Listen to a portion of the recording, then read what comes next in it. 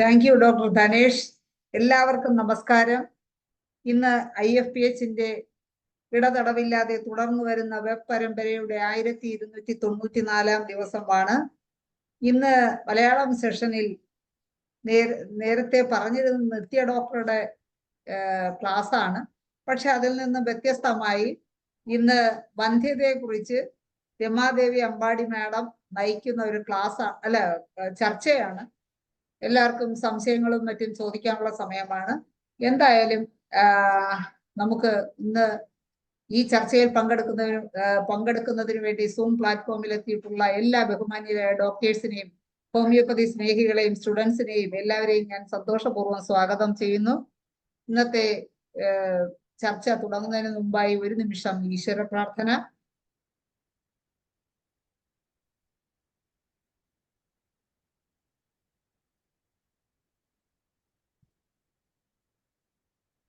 നന്ദി. വന്ധ്യതയെക്കുറിച്ച് ആമുഖമായി കുറച്ച് കാര്യങ്ങൾ സംസാരിക്കുന്നതിന് വേണ്ടി ഡോക്ടർ ധനേഷിനെ ക്ഷണിക്കുന്നു. ഇന്ന് വളരെ പെട്ടെന്നാണ് നിത്യ ഡോക്ടർക്ക് ചില സാങ്കേതിക ബുദ്ധിമുട്ടുണ്ടായതിനാൽ പരിപാടി മാറ്റിവെക്കേണ്ടി വന്നത്. അപ്പോൾ തീർച്ചയായും പെട്ടെന്ന് നമ്മൾ വേദിയിലുണ്ടായിരുന്ന അമ്പാടി മാഡത്തിനെ കോണ്ടാക്ട് ചെയ്യും. അത് നമുക്കിങ്ങനെ ഈ ഒരു വിഷയമായിട്ട് ചർച്ചയ്ക്ക് പോകാൻ തീരുമാനിക്കുകയും ചെയ്തതാണ്. അപ്പം അങ്ങനെയാണ് വന്ധ്യത എന്ന വിഷയം ചൂസ് ചെയ്തത്. അപ്പോൾ നമ്മൾ ഒത്തിരി തവണ ഡിസ്കസ് ചെയ്തിട്ടുള്ള ഒരു വിഷയമാണ്. എന്നിരുന്നാൽ പോലും പുത്തൻ തലമുറയിലെ പുതിയ ഡോക്ടർമാർ വരികയും അതുപോലെ തന്നെ ഓരോരുത്തർക്കും പുതിയ പുതിയ അനുഭവങ്ങൾ ഉണ്ടാകുകയൊക്കെ ചെയ്യുന്നുണ്ട്. അപ്പോൾ എല്ലാവർക്കും അവരവരുടെ അനുഭവങ്ങൾ പങ്കുവെക്കാനുള്ള ഒരു വേദി കൂടിയാണ് നമ്മുടെ ഈ സൂം സെഷൻ. അപ്പോൾ അതുകൊണ്ട് തീർച്ചയായും ഞങ്ങൾ സീനിയേഴ്സ് പറയുന്നതിലുപരി നിങ്ങളുടെ ഓരോരുത്തർക്കും ഉണ്ടായിട്ടുള്ള ഓരോ അനുഭവങ്ങളും വേദിക്ക് പങ്കുവെക്കുകയാണെങ്കിൽ അതൊരു ഡോക്യുമെന്ററി എവിഡൻസ് ആയിട്ട് നമ്മുടെ സൂമിൽ കിടക്കുകയും അത് അപ്ലോഡ് ചെയ്യുമ്പോൾ മറ്റുള്ള ആൾക്കാർക്ക് കാണാനുള്ള ഒരു അവസരമായി മാറുകയും ചെയ്യും. അപ്പൊ തീർച്ചയായും ഈ വന്ധ്യത എന്ന വിഷയം നമ്മൾ എന്തുകൊണ്ടാണ് ഇങ്ങനെ ചർച്ച ചെയ്യപ്പെടുന്നു എന്ന് ചോദിച്ചു കഴിഞ്ഞാൽ, ഇപ്പോഴും ഹോമിയോപ്പതിയിൽ വന്ധ്യതയ്ക്ക് ചികിത്സ ഇല്ല എന്ന് വിചാരിക്കുന്ന ഒത്തിരി ആൾക്കാരുണ്ട്. പക്ഷെ നമുക്കറിയാം ഇന്നിപ്പോൾ ഹോമിയോപ്പതി ഏറ്റവും കൂടുതൽ ആൾക്കാർ വിമർശിക്കുന്നതിൻ്റെ ഒരു കാരണം തന്നെ വന്ധ്യതയിൽ നാം വളരെ ഉയരത്തിലുള്ള വളരെ ഗംഭീരമായ ഒരു കുതിച്ചു ചാട്ടം തന്നെയാണ് നടത്തിയിരിക്കുന്നത്. നമ്മുടെ കൂടെയുള്ള പല ഡോക്ടർമാർക്കും 2000-ലധികവും 1000-ലധികവും ഒക്കെ സക്സസ്ഫുൾ ആയ കേസുകളുള്ളവരാണ്. എന്ന് മാത്രമല്ല, പണ്ട് നമ്മുടെ സർക്കാർ ആശുപത്രികളിൽ ഇങ്ങനെയുള്ള കേസുകളിൽ കൂടുതൽ വിജയം കിട്ടിയതായിട്ട് രേഖപ്പെടുത്താറില്ലായിരുന്നു. പക്ഷെ ഇന്നിപ്പം സർക്കാർ സ്ഥാപനങ്ങളിലൊക്കെ തന്നെ ധാരാളം കേസുകൾ ഡോക്യുമെന്റ് ചെയ്യുകയും അത് പബ്ലിഷ് ചെയ്യുകയും അത് മാധ്യമങ്ങളുടെ മുമ്പിൽ അവതരിപ്പിക്കുകയും ചെയ്യുന്നുണ്ട്. അപ്പൊ തീർച്ചയായും ഇത് ഇതര ചികിത്സാ സമ്പ്രദായങ്ങളിലെ ആൾക്കാരെ ഞെട്ടിച്ചുകൊണ്ടിരിക്കുകയാണ്. ഹോമിയോപ്പതിയിൽ ഇതൊക്കെ പറ്റുമോ എന്ന് വിചാരിക്കുന്ന ആൾക്കാരുടെ മുമ്പിൽ ഇതൊക്കെയാണ് ഹോമിയോപ്പതി ഡോക്ടർമാർ ചെയ്യുന്നതെന്ന് നമുക്ക് തുറന്നു കാട്ടാൻ പറ്റിയിട്ടുണ്ട്. അപ്പൊ നമുക്കറിയാം ഇന്ന് സമൂഹത്തിൽ ഏകദേശം ഒരു 40%-ലധികം ആൾക്കാർ വന്ധ്യത എന്ന പ്രതിസന്ധി അനുഭവിച്ചുകൊണ്ടിരിക്കുകയാണ്. പ്രത്യേകിച്ചും പ്രൈമറി നമുക്കറിയാം വന്ധ്യത തന്നെ 2 തരമുണ്ട്. ആദ്യമായിട്ടുള്ള ഒരു കല്യാണം കഴിച്ചതിന് ശേഷം ഒരു വർഷത്തിന് കുട്ടികൾ ഉണ്ടാകാത്ത ഒരു അവസ്ഥയെ നമ്മൾ വന്ധ്യത എന്ന് പറയാറുണ്ട്. അതിനു മുമ്പുള്ള ഷോർട്ട് ടൈമിൽ അതിനെ വന്ധ്യത എന്ന് പറയാറില്ല. അപ്പൊ നിരന്തരം ഒന്നിച്ച് താമസിക്കുകയും ലൈംഗിക ബന്ധത്തിൽ ഏർപ്പെടുകയും അത് ഭൗതിക സാഹചര്യങ്ങളെല്ലാം ശരിയായിട്ടും ഈ പറഞ്ഞ രീതിയിലുള്ള ഒരു കുട്ടിയെ അവർക്ക് അല്ലെങ്കിൽ ഒരു ഗർഭം ഉണ്ടാകാതിരിക്കുന്ന അവസ്ഥയിലാണ് ചികിത്സയ്ക്ക് പോകുന്നതും. അങ്ങനെയാണ് അതിന്റെ വന്ധ്യത കേസായിട്ട് ഡിക്ലെയർ ചെയ്യുന്നത്. പക്ഷെ ഇന്നിപ്പോൾ കണ്ടുവരുന്നത് പലരും 3 മാസമാകുമ്പോൾ തന്നെ വരാറുണ്ട്. ഡോക്ടറെ 3 മാസമായിട്ട് ഞങ്ങൾ ശ്രമിച്ചുകൊണ്ടിരിക്കുകയാണ്, ഇതുവരെ ആവുന്നില്ല, എന്താണ് കാര്യം, അപ്പൊ ഇപ്പൊ തന്നെ ചികിത്സ തുടങ്ങണോ? ഇങ്ങനെയുള്ള ഒത്തിരി സംശയങ്ങൾ ആൾക്കാരുടെ മുമ്പിലുണ്ട്. പിന്നെ എല്ലാവരുടെയും പൊതുവെ ഒരു ധാരണ വന്ധ്യത എന്ന് പറയുമ്പോൾ അത് സ്ത്രീക്കുള്ള എന്തോ കുഴപ്പം കൊണ്ടാണ്. പക്ഷെ അതാണ് നമ്മൾ ഏറ്റവും കൂടുതൽ ചർച്ച ചെയ്യപ്പെടേണ്ടത്. ഇന്നിപ്പം വന്ധ്യത ഏകദേശം 50-50 ആയിട്ട് നിൽക്കുന്ന ഒരു അവസ്ഥയിലോട്ട് വന്നിരിക്കുകയാണ്. പുരുഷന്റെ പ്രശ്നങ്ങൾ കൊണ്ടുണ്ടാകുന്ന വന്ധ്യതയും സ്ത്രീയുടെ പ്രശ്നങ്ങൾ ഉണ്ടാകുന്ന വന്ധ്യതയും, പണ്ട് സ്ത്രീകൾ ഒരു 40% പ്രശ്നങ്ങൾ സ്ത്രീകൾക്കായിരുന്നെങ്കിൽ 20% പ്രശ്നങ്ങളുള്ള പുരുഷന്മാരുണ്ടായിരുന്നു. രണ്ടുപേർക്കും കോമൺ ആയിട്ടൊരു 20% അങ്ങനെയൊക്കെ ആയിരുന്നു. പക്ഷെ ഇന്നിപ്പോ കഥ മാറി. 50% പുരുഷന്മാർക്കും 50% സ്ത്രീകൾക്കും ഏകദേശം ഒരേപോലെ തന്നെ വന്ധ്യത വരുന്ന ഒരു അവസ്ഥയിലോട്ട് വരുന്നുണ്ട്. കാരണം സ്ത്രീകളിൽ ഒത്തിരി നമുക്കറിയാവുന്ന പോലെ PCOD-യും അതുപോലെ തന്നെ തൈറോയ്ഡ് പ്രോബ്ലംസും ഒത്തിരി സ്ട്രെസ്സും ഒത്തിരി പിന്നെ താമസിച്ചുള്ള വിവാഹവും അതുപോലെ തന്നെ വിവാഹം കഴിച്ചാൽ പോലും ഒന്നിച്ച് താമസിക്കാനുള്ള അവസരങ്ങൾ കുറയുകയും പിന്നെ പലർക്കും ഈ ലൈംഗികതയെക്കുറിച്ചുള്ള ഭയപ്പാടുകൾ കൊണ്ട് ഈ വിദ്യാഭ്യാസം കൂടുന്നതനുസരിച്ച് ഇതുപോലുള്ള കാര്യങ്ങളിൽ കൂടുതൽ സംശയങ്ങൾ ഉണ്ടാവുകയും പ്രശ്നങ്ങളിലോട്ട് പോവുകയും ചെയ്യാറുണ്ട്. അതുപോലെ തന്നെയാണ് പുരുഷന്മാരുടെ കാര്യത്തിൽ. പക്ഷേ പൊതുവെ എല്ലാവരുടെയും ധാരണ എന്നെ കൊണ്ട് സെക്സ് പറ്റുന്നുണ്ട്, അതുകൊണ്ട് എനിക്ക് കുഴപ്പമൊന്നുമില്ല, എനിക്ക് സ്പേം വരുന്നുണ്ട്, എനിക്ക് കുഴപ്പമൊന്നുമില്ല, ഇതാണ് പലരുടെയും ധാരണ. പക്ഷെ നമ്മൾ പരിശോധിക്കുമ്പോൾ സ്പേം അനാലിസിസ് ചെയ്യുമ്പോൾ കണ്ടുവരുന്ന ഒരു കാര്യം, ഒന്നെങ്കിൽ ബീജങ്ങളുടെ എണ്ണം കുറവായിരിക്കും. ഇനി ബീജങ്ങൾ ഉണ്ടെങ്കിൽ തന്നെ അതിന്റെ മോട്ടിലിറ്റി, അതിന്റെ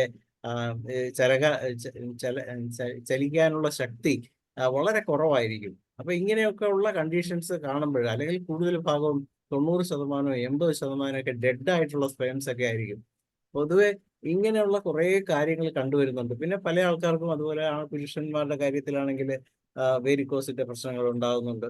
അപ്പൊ ഇതുള്ളത് ടെസ്റ്റിസിൽ ഉണ്ടാകുന്ന ഡിഫക്റ്റുകൾ മൂലം ഉണ്ടാകുന്ന പ്രശ്നങ്ങൾ ഉണ്ടാകുന്നുണ്ട്. പിന്നെ എന്തെങ്കിലും ഇഞ്ചുറി മൂലം ഉണ്ടാകുന്ന പ്രശ്നങ്ങൾ ഉണ്ടാകുന്നുണ്ട്. പിന്നെ ഹോർമോണൽ പ്രശ്നങ്ങൾ ഉണ്ടാകുന്നുണ്ട്. അപ്പൊ ഇതെല്ലാം ഇന്ന് നമ്മൾ പരിശോധിക്കേണ്ടതായിട്ടിരുന്നുണ്ട്. പിന്നെ മിക്കവാറും ഹോമിയോപ്പതി ഡോക്ടർമാരുടെ മുമ്പിൽ രോഗികൾ എത്തുന്നത്, ഭൂരിഭാഗം പേരും വരുന്നത് മറ്റ് ചികിത്സകൾ കഴിഞ്ഞതിന് ശേഷമായിരിക്കും. അപ്പൊ അങ്ങനെ മറ്റ് ചികിത്സകൾ കഴിഞ്ഞതിന് ശേഷം നമ്മുടെ മുമ്പിൽ എത്തുന്ന കേസുകളാകുമ്പോൾ നമുക്ക് ആ ഡോക്യുമെന്ററി എവിഡൻസുകൾ വെച്ചുകൊണ്ട് അത് പരിശോധിച്ച് അതിന്റെ കാരണങ്ങൾ മനസ്സിലാക്കുകയും അതിനുശേഷം നമ്മളുടെ ടോപ്പ് കേസ് ടേക്കിങ്ങിലൂടെ നമുക്ക് കാര്യങ്ങളുമായിട്ട് മുന്നോട്ട് പോകാനും പറ്റും. അപ്പൊ എന്തൊക്കെയാണ് സാധാരണഗതിയിൽ ചെയ്യേണ്ടത്, എന്തൊക്കെയാണ് ചെയ്യാൻ പാടില്ലാത്തത്, ഇങ്ങനെയുള്ള കുറെ കാര്യങ്ങൾ നമ്മൾ ശ്രദ്ധിക്കേണ്ടതായിട്ടുണ്ട്. വന്ധ്യതയിൽ ഏറ്റവും പ്രധാനപ്പെട്ട ഒരു ഘടകം അതിന് ഏറ്റവും നല്ലൊരു അന്തരീക്ഷം ഉണ്ടാകുക എന്നുള്ളതാണ്, ഭൗതിക അന്തരീക്ഷം. മിക്കവാറും വീടുകളിൽ ഇന്നിപ്പോൾ കണ്ടുവരുന്നത് മൊബൈൽ അഡിക്ഷൻ ഒരു വലിയ പ്രശ്നമായിട്ട് വരുന്നിരിക്കുകയാണ്. അതുകൊണ്ട് തന്നെ ഒന്നെങ്കിൽ ഭർത്താവ് ഫോണുമായിട്ടിരിക്കും, അല്ലെങ്കിൽ ഭാര്യ ഫോണുമായിട്ടിരിക്കും. രണ്ടുപേർക്കും ഒരേ സമയത്ത് ഈ പറഞ്ഞ പോലെ താല്പര്യം ഉണ്ടാവണമെന്നില്ല. ഈ താല്പര്യം ഇല്ലാത്ത സമയത്ത് ഏതാണ്ട് റേപ്പ് പോലെയൊക്കെയുള്ള കാര്യങ്ങൾ നടക്കുകയാണെങ്കിലും ഈ പറഞ്ഞ രീതിയിലുള്ള ഒരു പോസിറ്റീവായിട്ടുള്ള അറ്റ്മോസ്ഫിയർ ഉണ്ടാവില്ല. അപ്പൊ എന്തുകൊണ്ടും നല്ലൊരു അറ്റ്മോസ്ഫിയർ ആണ് ആദ്യം നമ്മൾ ഒരു കുടുംബത്തിൽ സൃഷ്ടിക്കേണ്ടത്. അതിന് പറ്റിയൊരു സാഹചര്യം ഉണ്ടാക്കണം. അത് കഴിഞ്ഞ് അവരോട് പറയണം ശരിയായ ഡയറ്റ്, പ്രത്യേകിച്ചും അർദ്ധരാത്രിയിൽ അത്താഴം കഴിക്കുന്ന ഒരു ശീലം ഇപ്പോഴും മലയാളികൾ, പ്രത്യേകിച്ച് ടെക്നിക്കൽ ഫീൽഡിലുള്ളവരെല്ലാവരും തന്നെ, അല്ലെങ്കിൽ തന്നെ ഒരു 10 മണിക്ക് ശേഷമാണ് പലരും അത്താഴം കഴിക്കുന്നത് തന്നെ. അത് കഴിഞ്ഞ് ഉടനെ തന്നെ സെക്സിന് ശ്രമിക്കുമ്പോൾ പലർക്കും ആ ശരിയായ രീതിയിലുള്ള ആ ഒരു സെക്സ്വൽ ഇന്റർകോഴ്സ് പറ്റാതെ വരുന്നുണ്ട്, അല്ലെങ്കിൽ ഫെയിലിയർ ആകുന്നുണ്ട്. അതുകൊണ്ട് തന്നെ അവർ ഷോക്ക്ഡ് ആകുകയാണ്. ഏതാണ്ട് വലിയൊരു പ്രശ്നം എനിക്ക് പറ്റിയിരിക്കുന്നു, എനിക്കെന്തോ ഇതിന് കഴിവില്ല. അതോടുകൂടി തന്നെ അവൻ രോഗിയാകുകയാണ്. പിന്നെ അവനൊന്നും പറ്റാതെ വരുന്നുണ്ട്, അവൻ ഡിപ്രസ്ഡ് ആകുകയാണ്. പിന്നെ ഓട്ടമാണ് ഈ ചുളിവിൽ ഇതെങ്ങനെ പറ്റിക്കാം എന്നുള്ള രീതിയിൽ. അപ്പൊ അതുകൊണ്ട് തന്നെ ആദ്യമായിട്ട് നമ്മൾ ഇങ്ങനെയുള്ള കേസുകളിൽ അവർക്ക് ശരിയായ പ്രോപ്പർ എക്സർസൈസ് വേണം. ഭക്ഷണക്രമം, കഴിയുന്നതും അത്താഴമൊക്കെ നേരത്തെ കഴിക്കാൻ പറയണം. കിടക്കുന്നതിന് ഒരു 3 മണിക്കൂർ മുമ്പെങ്കിലും അത്താഴം കഴിക്കുകയാണെങ്കിൽ അതും ലഘുവായിട്ടുള്ള രീതിയിൽ മതി. പക്ഷേ രാത്രിയാണ് കൂടുതൽ ആൾക്കാർ രുചികരമായി എല്ലാവരും കൂടെ ഭക്ഷണം കഴിക്കുന്നത്. അതുകൊണ്ട് തന്നെ ഹെവി ലോഡുമായിട്ട് വയറ്റിലിരിക്കുമ്പോൾ നമുക്കറിയാം, നമ്മുടെ ഈ പുരുഷന്റെ അവയവത്തിന്റെ ഒരു പ്രത്യേകത എന്ന് പറഞ്ഞാൽ തന്നെ നമുക്ക് വികാരവും വിചാരവും വരുമ്പോഴാണ് ബ്ലഡ് അങ്ങോട്ട് ശരിയായ രീതിയിൽ പമ്പ് ചെയ്ത് പോകുന്നത്.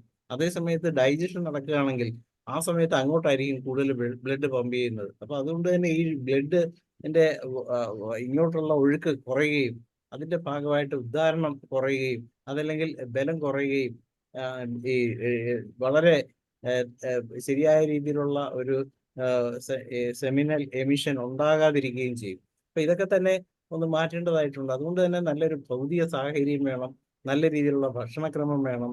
അതായത് ഇങ്ങനെയുള്ള കുറെ കാര്യങ്ങൾ നമ്മൾ ശ്രദ്ധിക്കുകയാണെങ്കിൽ നമുക്ക് ഹോമിയോപ്പതി കേസ് ടേക്കിംഗ് വളരെ ഇമ്പോർട്ടൻ്റ് ആണ്. എന്തുകൊണ്ടാണ്, എപ്പോഴാണ്, എങ്ങനെയാണ് ഈ പ്രശ്നങ്ങൾ ഉണ്ടായത്? ഉദാഹരണമായിട്ട് നിരന്തരം കലഹിക്കുന്ന ഒരു ഫാമിലി ആണെങ്കിൽ അവിടെ പ്രശ്നങ്ങളായിരിക്കും. അപ്പൊ അതൊക്കെ നമ്മൾ ശ്രദ്ധിക്കേണ്ടതുണ്ട്. നിരന്തരം ഭാര്യയും ഭർത്താവും തമ്മിൽ സംശയമുള്ളവരാണെങ്കിൽ പ്രശ്നങ്ങളുണ്ട്. അതുപോലെ തന്നെ ചിലപ്പോൾ ഒരുപക്ഷെ നമ്മൾ ചോദിക്കുമ്പോഴായിരിക്കും, ഡോക്ടറെ എനിക്ക് ഒട്ടും ഈ താല്പര്യമില്ലായിരുന്ന ഒരു വിവാഹമാണ്, എനിക്ക് നേരത്തെ തന്നെ ഒരു ലവ് അഫെയർ ഉണ്ടായിരുന്നു, അപ്പൊ അത് എൻ്റെ മനസ്സിൽ നിന്ന് ഇന്നും വിട്ടുപോയിട്ടില്ല. അതുകൊണ്ട് എനിക്ക് ഇദ്ദേഹമായിട്ട് സഹകരിക്കാൻ പറ്റുന്നില്ല. ഇങ്ങനെയൊക്കെ പറയുമ്പോൾ ഇതുപോലുള്ള പോയിന്റ്സ് ഒക്കെ നമ്മൾ ട്രേസ് ചെയ്യും. ആ കാരണങ്ങൾ കണ്ടുപിടിച്ചതിന് ശേഷം അതിലോട്ട് ഇറങ്ങി വരികയും അത് നമ്മളെ സിംറ്റം എയിൽമെന്റ്സും എന്നുള്ളതിന് ഏറ്റവും പ്രധാനമുണ്ട് ഈ വന്ധ്യതയിൽ. അപ്പൊ അങ്ങനെയുള്ള കാര്യങ്ങളൊക്കെ പോവുകയും നമ്മൾ ശരിയായ രീതിയിൽ മെഡിസിൻ കൊടുക്കുകയും ചെയ്തു കഴിഞ്ഞാൽ നമുക്ക് ആദ്യമായിട്ട് വേണ്ടത് കൃത്യമായിട്ടുള്ള മെൻസസ് ഉള്ള കൃത്യതയോടെ മെൻസസ് വരാനുള്ള രീതിയിൽ സ്ത്രീയെ പ്രാപ്തയാക്കുക. രണ്ട്, പുരുഷന് എല്ലാവിധ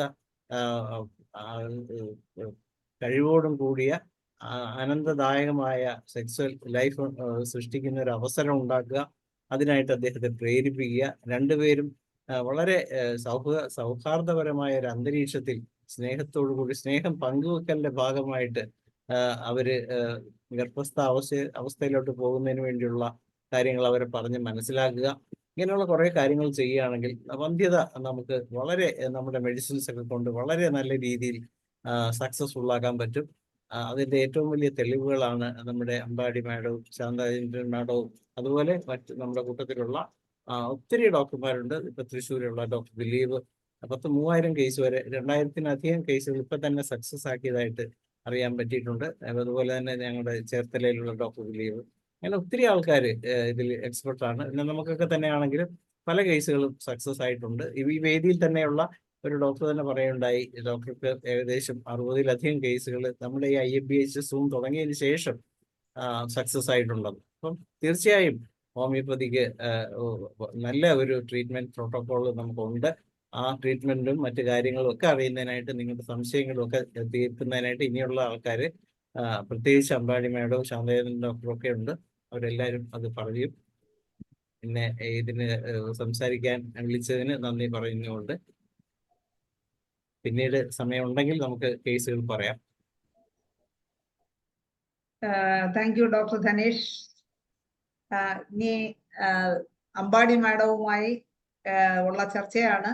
സംശയങ്ങൾ ചോദിക്കാൻ ഡോക്ടേഴ്സിന് അവരവരുടെ കേസുകളിൽ എന്തെങ്കിലും സംശയങ്ങളോ ഫോളോ അപ്പ് ട്രീറ്റ്മെന്റ് എങ്ങനെയാണെന്നോ ഒക്കെ ഉള്ള സംശയങ്ങള് അമ്പാടി മാഡം നമുക്ക് ക്ലിയർ ചെയ്ത് തരും. പിന്നെ അമ്പാടി മാഡം ഉണ്ടെങ്കിൽ തീർച്ചയായിട്ടും അടുത്ത കൂട്ടുകാരിയും കാണാൻ സാധ്യതയുണ്ട്, ശാന്താചന്ദ്രൻ മാഡവും കാണാൻ സാധ്യതയുണ്ട്. അതുകൊണ്ട് എന്തായാലും എല്ലാവർക്കും സംശയങ്ങളൊക്കെ ചോദിക്കാം ധൈര്യമായി തന്നെ. മാഡം എത്തിയിട്ടുണ്ട്. മാഡത്തിന് ഞാൻ സന്തോഷപൂർവ്വം ഇന്നത്തെ ചർച്ചയിലേക്ക് സ്വാഗതം ചെയ്യും. കേൾക്കാമോ? എല്ലാവർക്കും നമസ്കാരം. ഞാൻ ഇന്ന് ഒരു മെഡിക്കൽ ക്യാമ്പ് കഴിഞ്ഞ് 2:30 മണിയായി വന്നപ്പോ തലവേദന അവിടെ അങ്ങനെ കെട്ടി കിടക്കുമ്പോഴാണ് ഇത് ഇപ്പൊ 10 മിനിറ്റിന് മുമ്പുള്ളാണ് ധനേഷ്. അതുകൊണ്ട് നമ്മുടെ ഇതൊന്നും ചർച്ചയിൽ പങ്കെടുക്കാമോ എന്ന് ചോദിച്ചത്. അപ്പൊ ശാന്തയെ വിളിച്ചിട്ട് കിട്ടിയില്ല എന്ന് പറഞ്ഞു. ശാന്ത അമ്പലത്തിൽ പോയേക്കായിരുന്നു. അപ്പൊ ഞാൻ ശാന്തയെ വിളിച്ചിട്ടുണ്ട്. ശാന്ത ഉണ്ട് ഇവിടെ. അപ്പോ നമുക്ക് ഈ ഇതിനെപ്പറ്റി സംസാരിക്കുന്നതിനെക്കാട്ടിലും നമുക്ക് കുട്ടികൾക്ക് എന്തെങ്കിലും സംശയം ഉണ്ടെങ്കിൽ ആ സംശയം ഞങ്ങൾക്ക് ദൂരീകരിക്കാൻ പറ്റുകയാണെങ്കിൽ അത് ചെയ്യാം. അവര് എല്ലാവരും ആ ക്വസ്റ്റ്യൻ ചോദിക്കുകയാണെങ്കിൽ അത് സംശയം ചോദിക്കട്ടെ. പിന്നെ രണ്ടാമത് നമ്മള് ഈ പറഞ്ഞ പോലെ ധനേഷ് പറഞ്ഞ പോലെ നമ്മള് ഒരു ഇൻഫെർട്ടൈൽ കപ്പിള് വരുമ്പോൾ നമ്മൾ ആദ്യത്തെ ഒരു സിറ്റിങ്ങിൽ അവർ നമ്മളോട് മുഴുവൻ ഒന്നും പറഞ്ഞൊന്നും വരില്ല. പക്ഷെ രണ്ടാമത്തെയും മൂന്നാമത്തെയും ഒക്കെ സിറ്റിംഗ് ആകുമ്പോഴത്തേക്കും നമ്മൾ ആ പേഷ്യന്റുമായിട്ടൊരു റാപ്പ് ഉണ്ടാക്കി കഴിഞ്ഞാൽ അവർ നമ്മളെ വിശ്വസിച്ച് പറയാൻ പാടില്ലാത്ത രഹസ്യങ്ങൾ പോലും നമ്മുടെ അടുത്ത് രണ്ടുപേരും പറയും. രണ്ടുപേരെയും കൂടി കൗൺസിൽ ചെയ്യുക, അത് കേസ് എടുക്കുക, അത് കഴിഞ്ഞിട്ട് ഓരോരുത്തരെ വിളിച്ച് ഇത് ചെയ്യുമ്പോൾ അവര് ഉള്ള കാര്യങ്ങളൊക്കെ പറയും. അപ്പോ ഇതെല്ലാം കൂടി നമ്മൾ ഈ കേസ് എടുക്കുമ്പോൾ ഇതൊക്കെ നമ്മൾ നോട്ടീസ് ചെയ്യണം, അതിന്റെ ആ പോസിറ്റീവ് ഫാക്ടറിൽ ഉണ്ടാവുന്ന കാര്യങ്ങൾ. ഇപ്പൊ അതുപോലെ തന്നെ മെന്റൽ സിംറ്റം ഒരു വലിയ കാര്യമാണ്. ഇത് മെന്റൽ സിംറ്റം പറയുമ്പോൾ ഒരു വർഷങ്ങൾക്ക് ഒരു 3-4 വർഷത്തിന് മുമ്പാണ് ഇത് മൂവാറ്റുപുഴയിൽ നിന്ന് ഡോക്ടർ സാറയാണെന്ന് തോന്നുന്നു എന്നെ വിളിച്ചിട്ട് പറഞ്ഞു, ഡോക്ടറെ എൻ്റെ ഒരു പേഷ്യന്റ് ഉണ്ട്, 4 പ്രാവശ്യമായി 3rd മന്ത് ആകുമ്പോഴത്തേക്കും അബോർഷനായി പോകുന്നു. വേറെ ഒരു ഇത് നോക്കുമ്പോഴൊന്നും ഒരു കുഴപ്പമില്ല, പക്ഷെ 3rd മന്തിൽ അബോർഷൻ ആവുന്നുണ്ടെന്ന് പറഞ്ഞു. അപ്പൊ ഞാൻ പറഞ്ഞ മോളെ അവരുടെ മെന്റൽ സിംറ്റം നോക്കിയിട്ടുണ്ടോ എന്ന് ചോദിച്ചു. അപ്പൊ പറഞ്ഞു മെന്റലി പറഞ്ഞു കഴിഞ്ഞാല് ഞാൻ ചോദിച്ചിട്ട് പറയാന്ന് പറഞ്ഞിട്ട് അവരെ വിളിച്ചിങ്ങനെ സംസാരിച്ചു കഴിഞ്ഞപ്പോഴത്തേക്കും അവർക്ക് ഒരു എപ്പോഴും അച്ഛനും അമ്മയും ഇല്ല അവർക്ക്, പിന്നെ ആരോ കസിനാണ് വളർത്തിയത്. അപ്പൊ അങ്ങനെയൊക്കെ വന്നപ്പോഴത്തേക്കും ഇവർക്ക് എപ്പോഴും ഒരു അനാഥത്വ ബോധമാണ് അവരുടെ ഉള്ളിലുള്ളത്. അപ്പൊ ഞാൻ പറഞ്ഞു മോളെ ആദ്യം ഒരു കാര്യം ചെയ്യേ, മാക്കാർബ് ഒരു ഒരു 3-4 ഡോസ് ഫ്ലഷിംഗ് മെത്തേഡിൽ കൊടുത്തിട്ട് ട്രീറ്റ് ചെയ്യാൻ പറഞ്ഞു. താങ്ക് ഗോഡ് പ്രാവശ്യം പ്രഗ്നന്റ് ആയത് സക്സസ് ആയി, കുട്ടിയായി. ഉടനെ തന്നെ സാറ് എന്നെ വിളിച്ചു പറഞ്ഞു, ഡോക്ടർ ആൻറ്റിക്ക് 100,000 നന്ദി, എനിക്ക് ആ പേഷ്യന്റ് വന്നു, അതോ ഒരു സാധു പെൺകുട്ടിയാ. അപ്പൊ അതുകൊണ്ട് സാറ് കുറച്ചും കൂടി ഇൻട്രസ്റ്റഡ് ആയിരുന്നു. അപ്പൊ ചിലർക്കാണെങ്കിൽ പറഞ്ഞ നമ്മുടെ sepia patient, natrum mur patient, platina patient, അവരെയൊക്കെ നമുക്ക് പെട്ടെന്ന് കിട്ടുമല്ലോ. ഇപ്പൊ സെപ്പിയ പേഷ്യന്റ് ആണെങ്കിൽ അവര് വരുമ്പോ തന്നെ നമുക്കറിയാം അവരുടെ ആ ഒരു ഇങ്ങനെ ജോലി ചെയ്ത് തളർന്ന് ഒരു ഇതായിട്ടുള്ള ഒരു മമതയില്ലാത്ത വിധത്തിലുള്ള ചിരിക്കുകയും കൂടി ഇല്ല അവര്. അങ്ങനെയുള്ള ആ പേഷ്യന്റ്. അതേ സമയത്ത് അവര് നമ്മളോട് വർത്തമാനം പറയാൻ തുടങ്ങിക്കഴിഞ്ഞാല് ഹസ്ബൻഡും വൈഫും കൂടി ഇരുന്നാണ് വർത്തമാനം പറയണമെങ്കിൽ മിണ്ടില്ല, ഇവര് അനങ്ങാതെ ഇരിക്കും. പക്ഷെ ഒറ്റയ്ക്ക് ഇരിക്കുമ്പോഴത്തേക്കും ഇവരുടെ കണ്ണീന്ന് ധാരധാരയായിട്ട് കണ്ണീര് ഒഴുകണ മനസ്സിലായി. അപ്പൊ നമുക്ക് ആ സെപ്പിയ അവിടെ നല്ലോണം നമുക്ക് ഇത് വരും. സെപ്പിയ കൊടുക്കുമ്പോഴത്തേക്കും അവരുടെ ബാക്ക് ഏക്കും അവരുടെ ബാക്കി മ്യൂട്ടായി പോയി മാഡം, മ്യൂട്ടായി എന്തോ പോയി. മ്യൂട്ടായോ? മ്യൂട്ടായിട്ടില്ലല്ലോ. ഇപ്പൊ ശരിയായി, നേരത്തെ മ്യൂട്ടായി. എന്തോ ഇത് മെസ്സേജ് വരുമ്പോഴാ മ്യൂട്ട് ആവുന്നത് തോന്നുന്നു. അതെ. അപ്പൊ ഈ നമ്മൾ ആ മെന്റൽ സിംറ്റം നല്ലോണം എടുക്കണം. മെന്റൽ സിംറ്റം എടുത്തിട്ട് അത് കറക്റ്റ് ചെയ്യണം. അപ്പൊ ഞാനും സാന്റയും കൂടി ആണെങ്കിൽ ഞങ്ങള് കേസൊക്കെ എടുത്തു കഴിഞ്ഞാല് ഞങ്ങൾ രണ്ടുപേരും അങ്ങോട്ടും ഇങ്ങോട്ടും ഡിസ്കസ് ചെയ്തിട്ട് ഞങ്ങളുടെ ഒരാൾക്ക് ഈ വേറൊരു കാര്യമുണ്ട്, നമ്മള് ഈ അത്തിപ്പഴ പഴുപ്പവും ഭാഗ്യവായ്പുണ്ടെന്ന് പറഞ്ഞ പോലെ ആ സമയത്ത് നമുക്ക് ഓർമ്മ വരില്ല എന്തെങ്കിലും ഇതുണ്ടെങ്കിൽ. കാരണം അതിന്റെ ഒരു പ്രത്യേക ഉദാഹരണമാണ് ഞാൻ പറഞ്ഞിട്ടുണ്ട് ഈ സെക്ഷനില്. അതായത് ഒരിക്കൽ എന്നോട് ശാന്ത ചോദിക്കുകയാണ്, രമേ ഈ സെമൻ ലിക്വിഫൈറ്റ് ചെയ്യാനായിട്ട് എന്താ മെഡിസിൻ കൊടുക്കണ്ടേന്ന് ചോദിച്ചു. അപ്പൊ ഞാൻ പറഞ്ഞു ലിക്വിഫാക്ഷൻ ടൈം കൂടുതലാ, അഗ്ലൂട്ടേഷനും കൂടുതലാണ്, അതിനെന്താ മെഡിസിൻ കൊടുക്കണ്ടേ? അപ്പൊ ഞാൻ വേഗം എടുത്ത വാക്കിന് അപ്പൊ ചോദിച്ചതും ഞാൻ പറഞ്ഞു, Shantha medorrhinum 10 2 doses, alumina 200, tribulus tincture കൊടുക്കാൻ പറഞ്ഞു. അപ്പൊ വേഗം എന്നോട് അപ്പൊ പെട്ടെന്ന് അങ്ങോട്ട് ഉത്തരം പറഞ്ഞപ്പോഴത്തേക്കും പുള്ളിക്കാരത്തി ഒരു സംശയം എൻ്റെ അടുത്ത് ചോദിച്ചു, ഇത് ആരാ പറഞ്ഞു തന്നെ? ഞാൻ പറഞ്ഞു എൻ്റെ ഒരു ഫ്രണ്ടാ പറഞ്ഞു തന്നേന്ന്. അപ്പൊ എന്റെ നല്ല ക്ലോസ് ഫ്രണ്ടാണ് ശാന്ത. അപ്പൊ ഫ്രണ്ട് പറഞ്ഞു തന്നു തോന്നുമ്പോഴത്തേക്കും എന്നെക്കാട്ടിലും വലിയൊരു ഫ്രണ്ട് ആരാ പറഞ്ഞു തരാനായി ചോദിച്ചു. അപ്പൊ ഞാൻ എൻ്റെ അടുത്ത് ചോദിച്ചു, ഏത് ഫ്രണ്ട് നീച്ചു? ഞാൻ പറഞ്ഞു തേവരയിലുള്ള ഒരു ഫ്രണ്ടാണെന്ന് പറഞ്ഞപ്പോ ഒരു ഒറ്റ ചിരി. ശാന്തയാണ് പറഞ്ഞു തന്നത്. അപ്പൊ അതുകൊണ്ട് ഞങ്ങളിപ്പോ എല്ലാ സിംറ്റംസും നമ്മളിങ്ങനെയുള്ള ടിപ്സ് ഒക്കെ ഞങ്ങൾ അന്യോന്യം എല്ലാവർക്കും പറഞ്ഞു കൊടുക്കും. കാരണം നമുക്ക് ആ സമയത്ത് തോന്നണം എന്നില്ല. അപ്പൊ നമ്മളിപ്പോ അങ്ങനെ ഒരു ആവശ്യം വരുമ്പോ നമ്മൾ അപ്പുറത്ത് പോയിട്ട് ഇവരെ വിളിക്കും. ഇപ്പൊ ഞാൻ ഹരിയാണെങ്കിലും വിളിക്കും, പിന്നെ കുറുമ്പുസാറിനെ ആണെങ്കിലും വിളിക്കും. എല്ലാരെയും ഞാൻ ഇങ്ങനെയുള്ള സംശയമൊക്കെ വരുമ്പോ അവരൊക്കെ പറഞ്ഞു തരാറുണ്ട് ഓരോ കാര്യങ്ങളൊക്കെ ചോദിക്കുമ്പോൾ. കാരണം നമുക്ക് ചിലപ്പോൾ അത് ഓർമ്മ വരുന്നില്ലെന്ന് വരും. അപ്പൊ അതുകൊണ്ട് എല്ലാവരുമായിട്ട് ഷെയർ ചെയ്യാനായിട്ട് നമ്മളെപ്പോഴും റെഡി ആവുക ഒന്ന്. പിന്നെ രണ്ടാമത് ഈ നോളജ് മാത്രമാണ് ഷെയർ ചെയ്താൽ കൂടുന്ന കാര്യം, ഒരിക്കലും കുറയാത്തതും എന്നാൽ അതേ സമയത്ത് ഡബിൾ ആവുന്നത് ഈ നോളജ് മാത്രമാണ്. അപ്പൊ അതുകൊണ്ട് നമ്മൾ കഴിയുന്നത് നമ്മുടെ ഉള്ളതിനെല്ലാം ഇതായിട്ട് കഴിയുന്നത് എല്ലാവരുമായിട്ട് ഷെയർ ചെയ്യുക.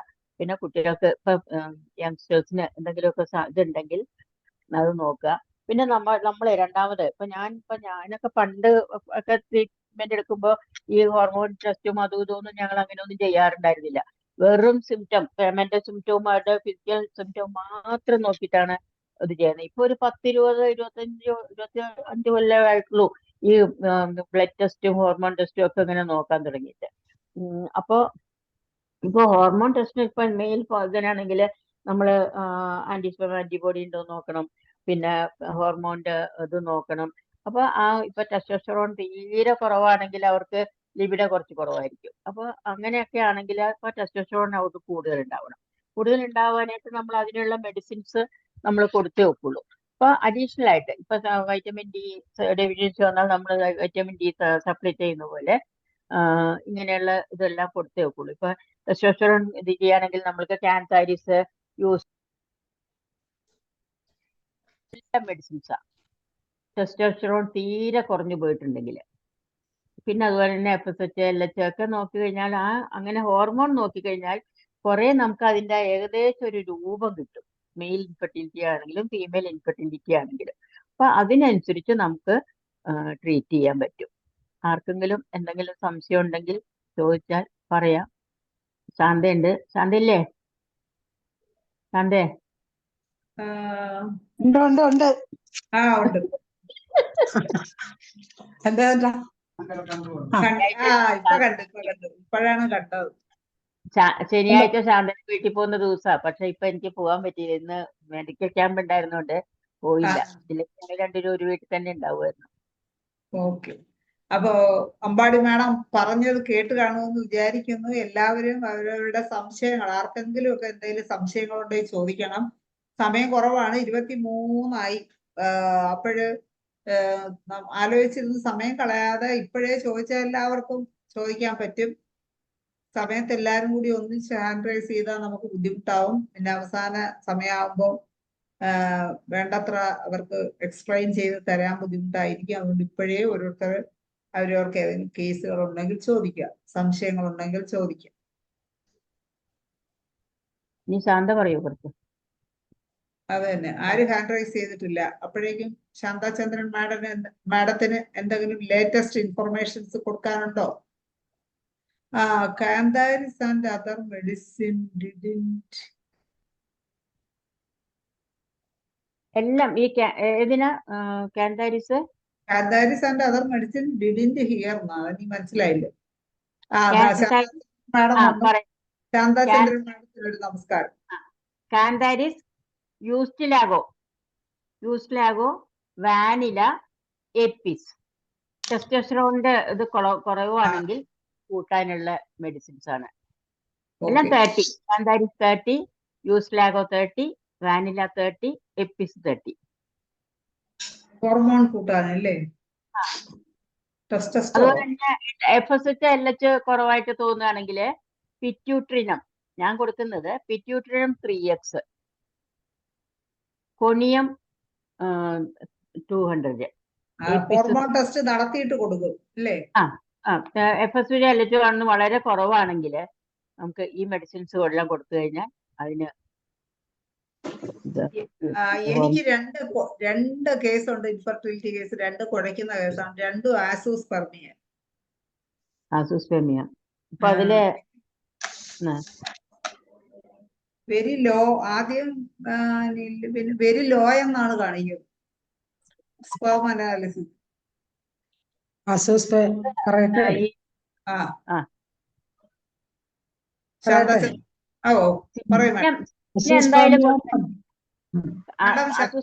ഡിസ്ട്രക്ഷൻ അല്ലേ?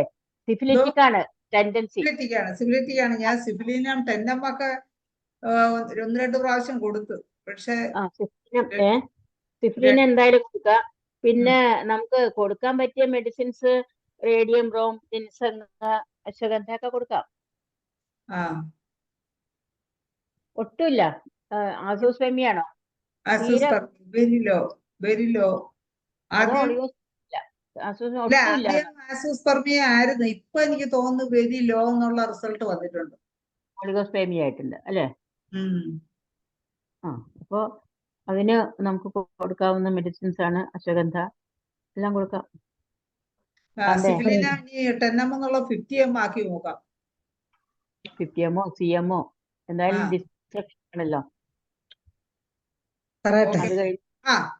ശാന്താചന്ദ്രൻ മാഡം പറയാൻ റെഡി ആയിട്ടിരിക്കുകയാണ്. എന്താ പറയുന്നത് നോക്കാം. ശൈല, അത് അസൂസ്പെർമിയ എന്ന് പറഞ്ഞ പണ്ട് കാലത്ത് എനിക്കും രമയ്ക്കും ഒക്കെ കിട്ടിയാലും അബദ്ധങ്ങളിലേക്കൊന്നും നമ്മളിപ്പോ ഈ സമയത്ത് നമുക്ക് പോകാൻ പാടില്ല. അപ്പൊ അസൂസ്പെർമിയ ടെസ്റ്റ് ചെയ്തിട്ട് റിസൾട്ടിൽ ഇല്ലാന്ന് കാണുമ്പോഴത്തേക്കും നമ്മൾ അതിലൊരു കൺഫർമേഷൻ എത്തരുത്. നമുക്ക് സിഫിലിനും കൊടുക്കാം, സോറിനും കൊടുക്കാം. അങ്ങനെ നമ്മൾ എടുക്കരുതെന്നാണ് എന്റെ ഒരു അഭിപ്രായം. കാരണം അനുഭവത്തിന്റെ വെളിച്ചത്തിൽ. ആദ്യം വൈ അസൂസ്പെർമിയ? എന്തുകൊണ്ടില്ല? ഇല്ല. ഒന്ന് ആദ്യം ഓർഗൻ ഉണ്ടോ നോക്കാം. കുറെ നാള് മരുന്ന് കൊടുത്തു കഴിഞ്ഞിട്ട് പിന്നെ പിന്നെ നോക്കുമ്പോ അസൂസ്പെർമിയ കാണുമ്പോ പിന്നെ നമ്മളിങ്ങനെ ചോദിക്കുമ്പോഴത്തേക്കും സഞ്ചിയിൽ ഒന്നും ഇല്ല എന്ന് പറയും, ആ ടെസ്റ്റിസ് ഇല്ല എന്നുള്ളത്. ഉം മനസ്സിലായോ? ആ അപ്പൊ അതുകൊണ്ട് ആദ്യം നമ്മൾ എന്തുകൊണ്ട് അസൂസ്പെർമിയ, ആദ്യം അനാട്ടമി കറക്റ്റ് ആണോ നോക്കണം. നോക്കണം. ടെസ്റ്റിസ് പ്രോപ്പർ സൈസ് ഉണ്ടോ, അല്ലെങ്കിൽ അൺഡിസെൻഡഡ് ടെസ്റ്റിസ് ആണോ, പിന്നെ ടെസ്റ്റിസ് അട്രോഫി ടെസ്റ്റിസ് ആണോ, പിന്നെ ഈ സ്പേം ഉണ്ടായി കഴിഞ്ഞാൽ അത് കളക്ട് ചെയ്യുന്ന സെമിനൽ എപ്പിഡൈമസ്, അതില് സെമിനൽ വെസിക്കിൾസ്, അനാറ്റമിക്കൽ ആയിട്ടുള്ള കാര്യങ്ങളെല്ലാം കറക്റ്റ് ആണോ എന്ന് ആദ്യം നമ്മൾ ചെക്ക് ചെയ്യണം. പിന്നെ ഹോർമോൺ ലെവൽ ചെക്ക് ചെയ്യണം. FSH ലെവൽ ഭയങ്കര കൂടുതലാണെങ്കിൽ അവിടെ ടെസ്റ്റിക്കുലർ ഡിഫക്റ്റ് ആണ് വരുന്നത്, അല്ലേ? അപ്പൊ അവിടെ റുഡിമെന്ററി ടെസ്റ്റിസ് ആണോ, അപ്പൊ അത് നമ്മൾ നോക്കണം. പിന്നെ ഈ കൊണ്ടുവരുന്ന പേഷ്യന്റിന്റെ അടുക്ക് അവരൊരു ബയോപ്സി ചെയ്തിട്ടുണ്ടെങ്കിൽ ബയോപ്സി റിസൾട്ടില് മെച്ചുറേഷൻ അറസ്റ്റ് ആണോ, മെച്ചുറേഷൻ അറസ്റ്റ് ആണെങ്കിൽ നമുക്ക് സിഫിലിനും കൊടുക്കാം. അവിടെ ഓർഗനേ ഇല്ലെങ്കിൽ നമ്മൾ എന്ത് ചെയ്യും? നമുക്കൊക്കെ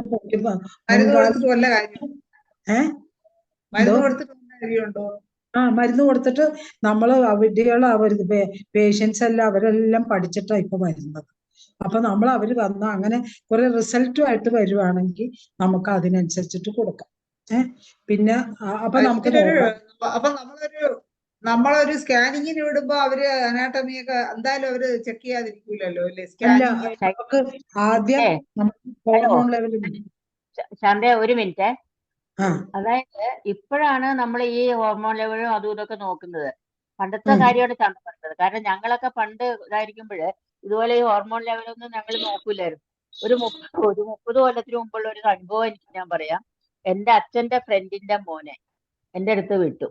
അപ്പൊ കുറെ കേസ് എനിക്ക് അവിടെ സക്സസ് ആയതിന്റെ പേരിലാണ് ഈ അപ്പ ഈ മകനെ വിട്ടത്. അപ്പൊ എന്റെ ഫ്രണ്ടിന്റെ മോനല്ലേ, മേനോന്റെ മോളല്ലേ, അവള് ഏബിളാണ് എന്ന് പറഞ്ഞാണ് വിട്ടത്. ഞാനാണെങ്കിൽ ഇപ്പൊ ശരിയാക്കി കളയാന്നുള്ള ഒരു ഇതില് കുറെ കേസ് സക്സസ് ആയപ്പോഴത്തേക്കും ഞാനും ഒത്തിരി അഹങ്കാരിയായി. അപ്പൊ ഇപ്പൊ ശരിയാക്കാന്നുള്ളതിൽ ഞാനും ആ കേസെടുത്തും എന്റെ സിംറ്റവും ഫിസിക്കൽ സിംറ്റവും എല്ലാം ചോദിച്ച് അവർക്ക് കുറെ ഉപദേശങ്ങളൊക്കെ നൽകി ഇതെല്ലാം കഴിഞ്ഞ് 3 മാസമായിട്ട് ഒരനക്കവും ഇല്ല. അത് കഴിഞ്ഞപ്പോ എനിക്ക് അപ്പൊ ഒരു ഇതായി. അപ്പൊ ഞാൻ ഈ കടവന്ത്രയിലെ ഒരു ഇതിലെ എവിടെ എന്താ ക്ലിനിക്കിന്റെ പേരെന്താ പറഞ്ഞേ, ഒരു ചെങ്കടത്തോ അവിടെ വിട്ടു. അവിടുത്തെ ഡോക്ടറുടെ അടുത്ത് വിട്ടു. ഒന്ന് ഇത് ചെയ്യാൻ പറഞ്ഞുകൊണ്ട് ടെസ്റ്റ് ചെയ്യാൻ പറഞ്ഞിട്ടുണ്ട്. അപ്പൊ വേഗം നേരെ ടെസ്റ്റ് ചെയ്തിട്ട് റിസൾട്ട് ഇവരുടെ കൈ കൊടുക്കാതെ എൻ്റെ അടുത്ത് അവരോട് പറഞ്ഞു ഞാൻ ഡോക്ടറോട് നേരെ സംസാരിച്ചോളാം എന്ന് പറഞ്ഞു. എന്നിട്ട് ആ പുള്ളിക്കാരൻ എന്നെ വിളിച്ച്, ആ ഡോക്ടർ എന്നെ വിളിച്ച് പറയാണ്, ഡോക്ടറെ ഈ പേഷ്യന്റിന് ടെസ്റ്റിസ് ഇല്ലാന്ന്. ഒന്ന് ആലോചിച്ചോ.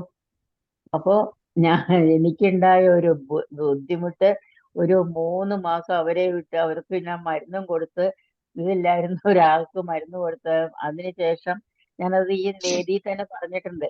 കാരണം നമ്മൾ വളരെ കെയർഫുൾ ആവണം. ഇപ്പൊ നമ്മളും ആ ടെസ്റ്റ് ചെയ്യാൻ മടിക്കരുത്. ഇപ്പൊ യങ്സ്റ്റേഴ്സ് ആണെങ്കിലും മെയിലിനെ ആണെങ്കിലും ഫീമെയിലിനെ ആണെങ്കിലും ടെസ്റ്റ് ചെയ്യുക. പിന്നെ സ്കാൻ ചെയ്യാൻ കൊടുത്തു കഴിഞ്ഞാൽ അറിയാം. പിന്നെ അതിന് ബുദ്ധിമുട്ടാണെങ്കിൽ സ്കാൻ ചെയ്താൽ മതി. പിന്നെ സ്കാൻ ചെയ്യുമ്പോ ഈ റിസൾട്ടുകളെല്ലാം കിട്ടുമല്ലോ. അവരെന്തായാലും സ്കാനിങ്ങില് സ്കാൻ ചെയ്താൽ മാത്രം പോരാ, നമ്മള് ബ്ലഡ് ഹോർമോൺസും കൂടെ നോക്കണം. എല്ലാം നോക്കണം. സ്കാനിങ് ചെയ്യണം, ഫിസിക്കൽ എക്സാമിനേഷൻ ചെയ്യാൻ ടെസ്റ്റിസ് ഉണ്ടോ, മറ്റേ എന്താണ് വീനസ് എൻലാർജ്മെന്റ് ഉണ്ടോ എന്നൊക്കെ നോക്കാൻ, എല്ലാം നോക്കണം. എല്ലാം ഫിസിക്കൽ എക്സാമിനേഷൻ ചെയ്യാൻ മടിക്കരുത്. അതാ ഞാൻ പറയുന്നത്. മെയിലാണ് ഫീമെയിൽ ആണെന്ന് വിചാരിക്കരുത്. ഞങ്ങളുടെ ഈ പ്രകാശൻ സാറ് പറയും, ഒരു ഡോക്ടറെ, ഒരു ലേഡി ഡോക്ടറെ സംബന്ധിച്ചോളം നോസും പെനിസും ഒരേ ഇതിൽ കാണണമെന്ന്. അപ്പൊ അതുകൊണ്ട് നമ്മളത് ആ ഒരു ഇത് പിള്ളേരെ മടിക്കരുത്. അല്ലെങ്കിൽ നല്ല റാപ്പ് ഉണ്ടാവണം മെയിൽ ഡോക്ടറുമായിട്ട്. അവര് മെയിലിനെ ഇത് ടെസ്റ്റ് ചെയ്യാൻ പ്രയാസം ഉണ്ടെങ്കിൽ ഡോക്ടറുമായിട്ട് റാപ്പ് ഉണ്ടാവണം. അവരോട് പറഞ്ഞ് അവരെടുത്ത് പോയിട്ട് അവര് ടെസ്റ്റ് ചെയ്യിക്കുക. അങ്ങനെ ബുദ്ധിമുട്ടാണെങ്കിൽ, അതല്ല ഒറ്റ ഡോക്ടറെ ആണെങ്കിൽ അവർക്ക് ചിലപ്പോൾ ബുദ്ധിമുട്ടുണ്ടാവുമായിരിക്കും. അങ്ങനെയാണെങ്കിൽ ഇങ്ങനെയെങ്കിലും ചെയ്യുക. എന്തായാലും ആ physical examination is A must. അല്ലെങ്കിൽ ഞങ്ങൾക്കൊക്കെ പറ്റിയ അബദ്ധം പോലെ വരും. എനിക്കും ശാന്തയ്ക്കൊക്കെ ഇങ്ങനെ പറ്റിയിട്ടുണ്ട്. മാഡം അപ്പൊ എന്റെ കാര്യം അവിടെ നിൽക്കട്ടെ. വേറെ ചാറ്റ് ബോക്സിൽ ഒരു പുതിയ സംശയം ചോദിച്ചിട്ടുണ്ട് ഡോക്ടർ ഷിജിന തിരു. atrophied ovary and uterus of 24 years lady, amenorrhea since 4 years. How can we manage? എനിക്ക് ഈ Atrophied മെസ്സേജ് എനിക്ക് atrophied കേൾക്കാൻ ovary and uterus. 24 വയസ്സുള്ള കുട്ടി. ആ ശാന്തേ പറ. പെറൈറ്റ കാർബ് എന്തൊക്കെ അസുഖം വന്നിട്ടുണ്ടോ എന്ന് ചോദിക്കും. അതെ ബാക്ക് ഹിസ്റ്ററി എടുക്കണം. ഹിസ്റ്ററി എടുത്തിട്ട് ട്യൂബർകുലോസിസോ പിന്നെ നമ്മൾ പ്രൈമറി കോംപ്ലക്സോ ട്യൂബർകുലോസിസോ അങ്ങനെ വല്ലതും വന്നിട്ടുണ്ടെങ്കിൽ നമ്മൾ ട്യൂബർകുലത്തിന് തുടങ്ങും. അല്ലെ ലിംഫോമാസ് വല്ലതും വന്നിട്ടുണ്ടെങ്കിൽ ഈ മറ്റേ എന്താണ് ഹോട്ട്കിൻസ് ഡിസീസ് ഉണ്ടല്ലോ, അങ്ങനത്തെ വല്ലതും വന്നിട്ടുണ്ടെങ്കിൽ അട്രോഫീഡ് യൂട്രസ് ഒക്കെ TB എന്ന് പറഞ്ഞ സാധനം എല്ലാ ടിഷ്യൂസിനും ബാധിക്കുന്നതാണ് ട്യൂബർകുലോസിസ്. അപ്പൊ അതുകൊണ്ട് ബാക്ക് ഹിസ്റ്ററി അവരുടെ കേസ് കറക്റ്റ് ആയിട്ട് എടുക്കണം. കേസ് എടുത്തിട്ട് അതിന്റെ ഇതിനനുസരിച്ചിട്ട് ഇനി അങ്ങനത്തെ ഒരു ബാക്ക് ഹിസ്റ്ററി നമ്മൾ ചോദിച്ചു വരുമ്പോ ചിലപ്പോ കിട്ടും. ഒരു TB ഒരു ട്യൂബർകുലോസിസോ അച്ഛനോ അമ്മയ്ക്കോ വീട്ടിലോ ഉണ്ടായിട്ടുണ്ട്, അങ്ങനെ ട്യൂബർകുലർ നേച്ചർ ആണെങ്കിൽ ട്യൂബർകുലിനത്തിന് തുടങ്ങാം. ട്യൂബർകുലിനം കൊടുത്തിട്ട് അട്രോഫിക്ക് നമുക്ക് അയഡം ചേർന്ന മരുന്നുകൾ, baryta iodide, aurum iodide, calcarea iodide, anything iodide ചേർന്ന മെഡിസിൻ കൊടുക്കാം. പിന്നെ കൊടുക്കാൻ പറ്റുന്നത് എക്സ്റേ കൊടുക്കാം. ബെറൈറ്റ കാർബ് കൊടുക്കാം. ബറൈറ്റ് അയഡൈഡ് അങ്ങനെ കൊടുക്കാം. കൽക്കേരി അയഡൈഡ് അയഡം ഗ്രൂപ്പിലുള്ള കൊടുക്കാം. പിന്നെ എക്സ്റേ കൊടുക്കാം നമുക്ക്. അതാണ് അട്രോഫിക്ക് ഉള്ളത്. ഓരോ അട്രോഫിക്കും നമുക്ക് അതിനുള്ള മെഡിസിൻ അതിന്റെ കാരണം കണ്ടുപിടിച്ച് അതുകൂടെ കൊടുക്കാനായിട്ട്. ഓക്കെ. അപ്പൊ ഷിജിനെ കേട്ട് കാണും എന്ന് വിചാരിക്കുന്നു. ഈ ക്യാൻസർ അല്ല, ഈ ഹോട്ട്കിൻസ് ഡിസീസ് എന്ന് പറയുന്ന ഒരു തരം ക്യാൻസർ ആണല്ലോ. ട്യൂബർകുലിനം നല്ലോണം ആക്ട് ചെയ്യും. അതിനും ട്യൂബർകുലിനം ആക്ട് ചെയ്യും. അയഡം ആക്ട് ചെയ്യും. അയഡം ഹൈപ്പൊട്ടൻസി കൊടുക്കും. സിഫിലിനും ഹൈപ്പൊട്ടൻസി കൊടുക്കാം. അപ്പൊ അത് കറക്റ്റ് ചെയ്യും. ഹോട്ട്കിൻ ഡിസീസിനെ ആക്ട് ചെയ്യുന്ന വേറൊരു മെഡിസിൻ ഉണ്ട്, സ്ക്രോഫിലേറിയ. സ്ക്രോഫിലേറിയ വളരെ നല്ല ഇതാണ്. പൊതുവെ ഗ്ലാൻഡുലാർ ഡിസീസിനെല്ലാം കൊള്ളാം സ്ക്രോഫിലേറിയ. പിന്നെ വളരെ മുമ്പ്, വർഷങ്ങൾക്ക് മുമ്പ് ഉണ്ടായ ഒരു അനുഭവം പറയും. നമ്മള് ഇൻഫെർട്ടിലിറ്റി ഒന്നും ചെയ്യില്ല. ഞാനത് മുമ്പ് IFPH പറഞ്ഞിട്ടുണ്ടോന്ന് എനിക്ക് അറിഞ്ഞൂടാ. ഇപ്പൊ ഞാൻ ഒരു ഹോമിയോപ്പതി ഫിസിഷ്യൻസിൽ ഞാൻ ഷെയർ ചെയ്തിരുന്നു നൈട്രിക് ആസിഡിന്റെ കാര്യങ്ങൾ. അതായത് നമ്മളെടുക്ക ഈ എന്താ ഇൻഫെർട്ടിലിറ്റി എന്ന് പറഞ്ഞുകൊണ്ട് അന്നൊന്നും ഇൻഫെർട്ടിലിറ്റി എന്ന് പറഞ്ഞിട്ടല്ല വരുന്നത് നമ്മളെടുക്ക. എനിക്കുള്ള അനുഭവം അങ്ങനെയാണ്. അപ്പൊ എന്റെ അടുക്ക ക്ലിനിക്കിന് മുമ്പിൽ കൂടെ നടന്നു പോയ അയാൾ നാക്ക് ഇങ്ങനെ നാക്കിയപ്പോഴത്തേക്കും ബ്ലീഡ് ചെയ്തു. നാക്കിന്റെ നടുക്ക് തന്നെ ഒരു വലിയ ബാർട്ടുണ്ടായിരുന്നു. അപ്പൊ ഈ ബാർട്ട് അപ്പൊ എന്റെ ക്ലിനിക്ക് കണ്ടുകൊണ്ട് കെയർ ചെയ്ത ഡോക്ടറെ, ഇതിന് ആണിക്കും ഇതിനൊക്കെ നിങ്ങൾക്ക് മരുന്നുണ്ടല്ലോ, പാലുണ്ണിക്കൊക്കെ മരുന്നുണ്ട്, എന്റെ ഇതൊന്നും മാറ്റി തരാമോ എന്ന് ചോദിച്ചിട്ടുണ്ട്. നാക്കിൽ അന്നേരം ബ്ലീഡ് ചെയ്ത അങ്ങനെയാണ് കെയർ ചെയ്തത്. അപ്പൊ ഇതൊന്ന് മാറ്റി തരാമോ ഡോക്ടറെ, ഇതെനിക്ക് ഭയങ്കരമായിട്ട് ശല്യം ചെയ്തു. അങ്ങനെ അത് പറഞ്ഞ അയാൾ കെയർ ചെയ്തിരുന്നു.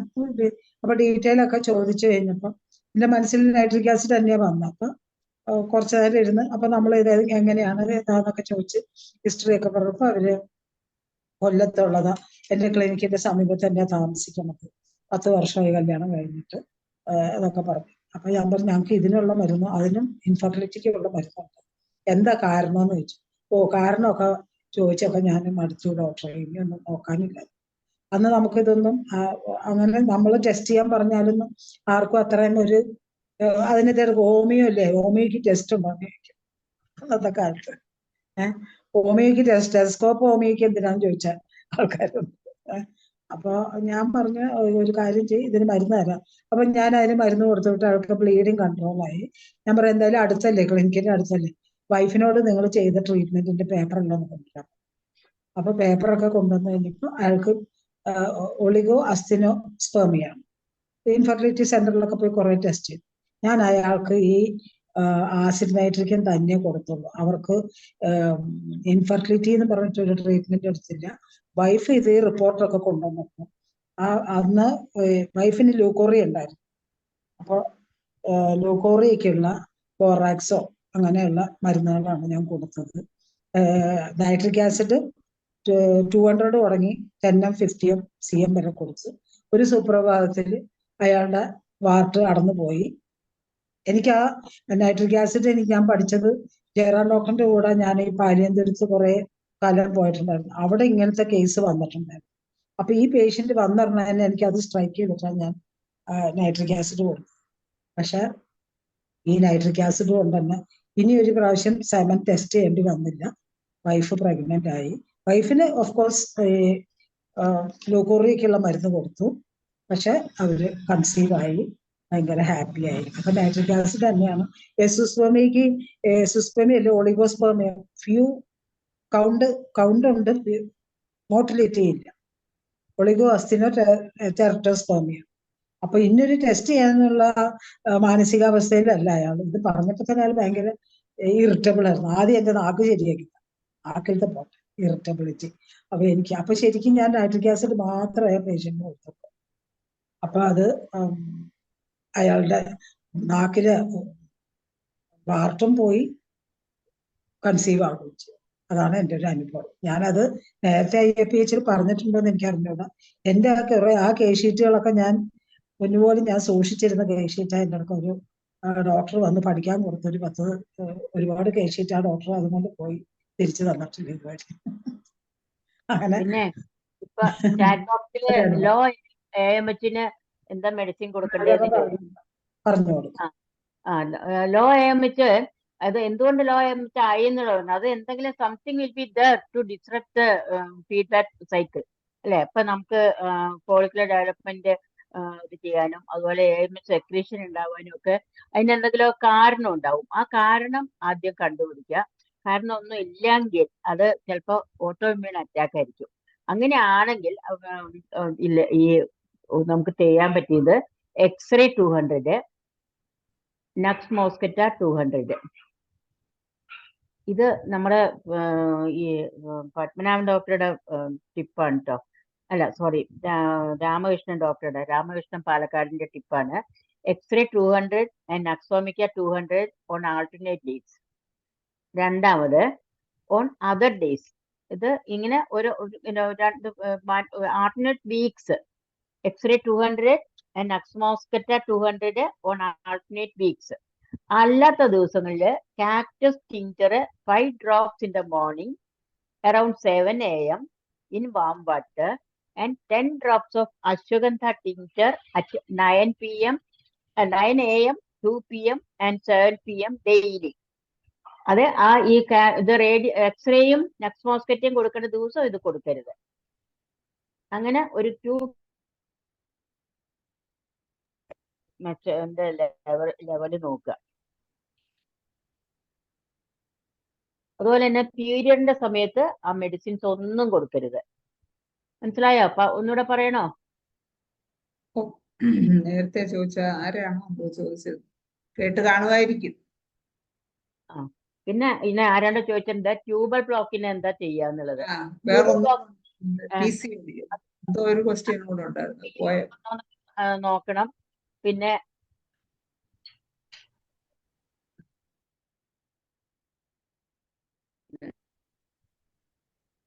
എക്സ്റേ 200, നക്സോമോസ്കറ്റ 200 ഓരോ ആഴ്ചയിൽ. ഇപ്പൊ ഒരാഴ്ചയിൽ എക്സ്റേ 200 2 ഡോസ് കൊടുക്കുകയാണെങ്കിൽ അടുത്ത ആഴ്ച നക്സോമോസ്കറ്റ 200 കൊടുക്കുക. പിന്നെ ആ ആഴ്ച തന്നെ ഇപ്പൊ മൺഡേ എക്സ്റേ കൊടുത്തു 200, മൺഡേ രാവിലെയും രാത്രിയും കൊടുത്തു. പിന്നെ ചൊവ്വ മുതല് cactus tincture 5 drops in the morning around 7 AM in warm water and 10 drops of ashwagandha tincture at 9 AM, 2 PM and 7 PM എല്ലാ ദിവസവും കൊടുക്കുക. അതേസമയത്ത് ഈ എക്സ്റേയും നക്സോമോസ്കറ്റയും കൊടുക്കുന്ന ദിവസം നമ്മൾ ഒരു മൺഡേ എക്സ്റേ കൊടുക്കുകയാണെങ്കിൽ അടുത്ത ആഴ്ചയിൽ ആ മൺഡേ നക്സോമോസ്കറ്റ കൊടുക്കുക. ബാക്കി Tuesday, Wednesday, Thursday, Friday, Saturday, Sunday ഈ ഇതില് കാക്ടസും അശ്വഗന്ധയും ടിങ്ചർ കൊടുക്കുക. അതുപോലെ തന്നെ പീരിയഡിന്റെ സമയത്ത് ഈ മെഡിസിൻസ് ഒന്നും കൊടുക്കാൻ പാടില്ല. പിന്നെ ആരാണ്ട് ചോദിച്ചിട്ടുണ്ടായിരുന്നു ട്യൂബൽ ബ്ലോക്കിന് എന്തൊക്കെ ചെയ്യാന്ന്. ട്യൂബൽ ബ്ലോക്കിന്റെ കാരണം നോക്കുക, PID എങ്ങാനും ഉണ്ടായിരുന്നോ എന്നൊക്കെ ഉള്ളത് നോക്കുക. എന്നിട്ട് ഇത് വേറെ അതുപോലെ തന്നെ ഓരോ ഇതിലെ ഓപ്പറേഷൻ എന്തെങ്കിലും കഴിഞ്ഞാലും ഒക്കെ ഈ ട്യൂബൽ ബ്ലോക്ക് ഉണ്ടാവാൻ വഴിയുണ്ട്. അങ്ങനെയുള്ള സമയത്താണെങ്കിൽ നമുക്ക് ചെയ്യാൻ പറ്റിയത് സ്റ്റാവിസാഗ്രിയ വണ്ണം ഒരു 2 ഡോസ് കൊടുത്തു കഴിഞ്ഞിട്ട് തയോസിനാമിനും 3x തയോസിനാമിനും 3x കഴിയുന്നതും ട്രെച്ചുറേഷൻ തന്നെ വാങ്ങിക്കണം, ടാബ്ലറ്റ് വാങ്ങിക്കരുത്. അത് 2 3 ഞാനൊക്കെ 3 നേരം കൊടുക്കാറുണ്ട്. ട്യൂബൽ ബ്ലോക്ക് വരുമ്പോൾ 2 ട്യൂബും ബ്ലോക്ക് ആണെന്ന് പറയുകയാണെങ്കിൽ 3 നേരമൊക്കെ കൊടുക്കാറുണ്ട്. ചിലപ്പോൾ 1 മാസം 2 മാസം 3 മാസം വരെയും ഈ തയോസിനാമിനം കൊടുക്കുന്നുണ്ട്. തയോസിനാമിനം കടുകിന്റെ ആണല്ലോ, അതുകൊണ്ട് അത് അതിനൊരു ആഫ്റ്റർ എഫക്റ്റ് ഇല്ലാത്ത ഒരു മെഡിസിനാണ്. അത് കൊടുത്തിട്ട് പിന്നെ നോക്കുമ്പോൾ മിക്കവാറും ആ ബ്ലോക്ക് മാറിയിട്ടുണ്ടാവും. തയോസിനാമിനം 3x കൊടുത്താൽ പിന്നെ വേണമെങ്കിൽ അവിടെ സൈലീഷ് ഇൻഡിക്കേറ്റഡ് ആണെങ്കിൽ സൈലീഷ കൊടുക്കാം. അതുപോലെ തന്നെ അങ്ങനെയുള്ള ഇൻഡിക്കേറ്റഡ് മെഡിസിൻ കോൺഷ്യസ്ഫുൾ ആയിട്ട് കിട്ടുകയാണെങ്കിൽ അത് കൊടുക്കുക. പ്ലസ് ഒരു അഡീഷണൽ ആയിട്ട് ഒരു സപ്ലിമെന്റ് പോലെ തയോസിനാമിനും 3x കൊടുത്താൽ മതി. ശാന്തേ അല്ലേ? ശാന്തേ? ഓ യൂപ്പിയോൺ കൊടുക്കാം. യൂപ്പിയോൺ ട്യൂബൽ ബ്ലോക്കിനുള്ള വളരെ എഫക്റ്റീവ് ആയിട്ടുള്ള മെഡിസിനാണ് യൂപ്പി. വായിച്ചു ബാക്ക് ഉണ്ടാവും കേട്ടോ. യൂപ്പിയോണിന് സിവിയർ ബാക്ക് ആയിരിക്കും, എസ്പെഷ്യലി. ഓക്കെ, അപ്പൊ ഇനി ആർക്കെങ്കിലും എന്തെങ്കിലും ചോദിക്കാനുണ്ടെങ്കിൽ ഹാൻഡ് റൈസ് ചെയ്ത് വീഡിയോ ഓൺ ആക്കി ചോദിക്കാം, ഇല്ലെങ്കിൽ ചാറ്റ് ബോക്സിൽ ഇടാം. മറിയാം ജോൺ ഡോക്ടർ ഹാൻഡ് റൈസ് ചെയ്തിട്ടുണ്ട്. ഡോക്ടറെ അൺമ്യൂട്ട്. അതെ, അറിയാം. എനിക്ക് കേസ് വന്നിട്ടുണ്ട്, അതിനെ കുറിച്ചൊന്നും ഒരു അഭിപ്രായം ചോദിക്കാനാണ്. ചോദിക്കണോ? അടുത്ത് വന്നത് ഒരു 2 വർഷം മുമ്പ് വന്നിരുന്നു. അന്ന് ഞാൻ നമ്മുടെ ഇൻഫെർട്ടിലിറ്റി ക്ലിനിക്കിലോട്ട് അവരെ ഒന്ന് റെഫർ ചെയ്തായിരുന്നു.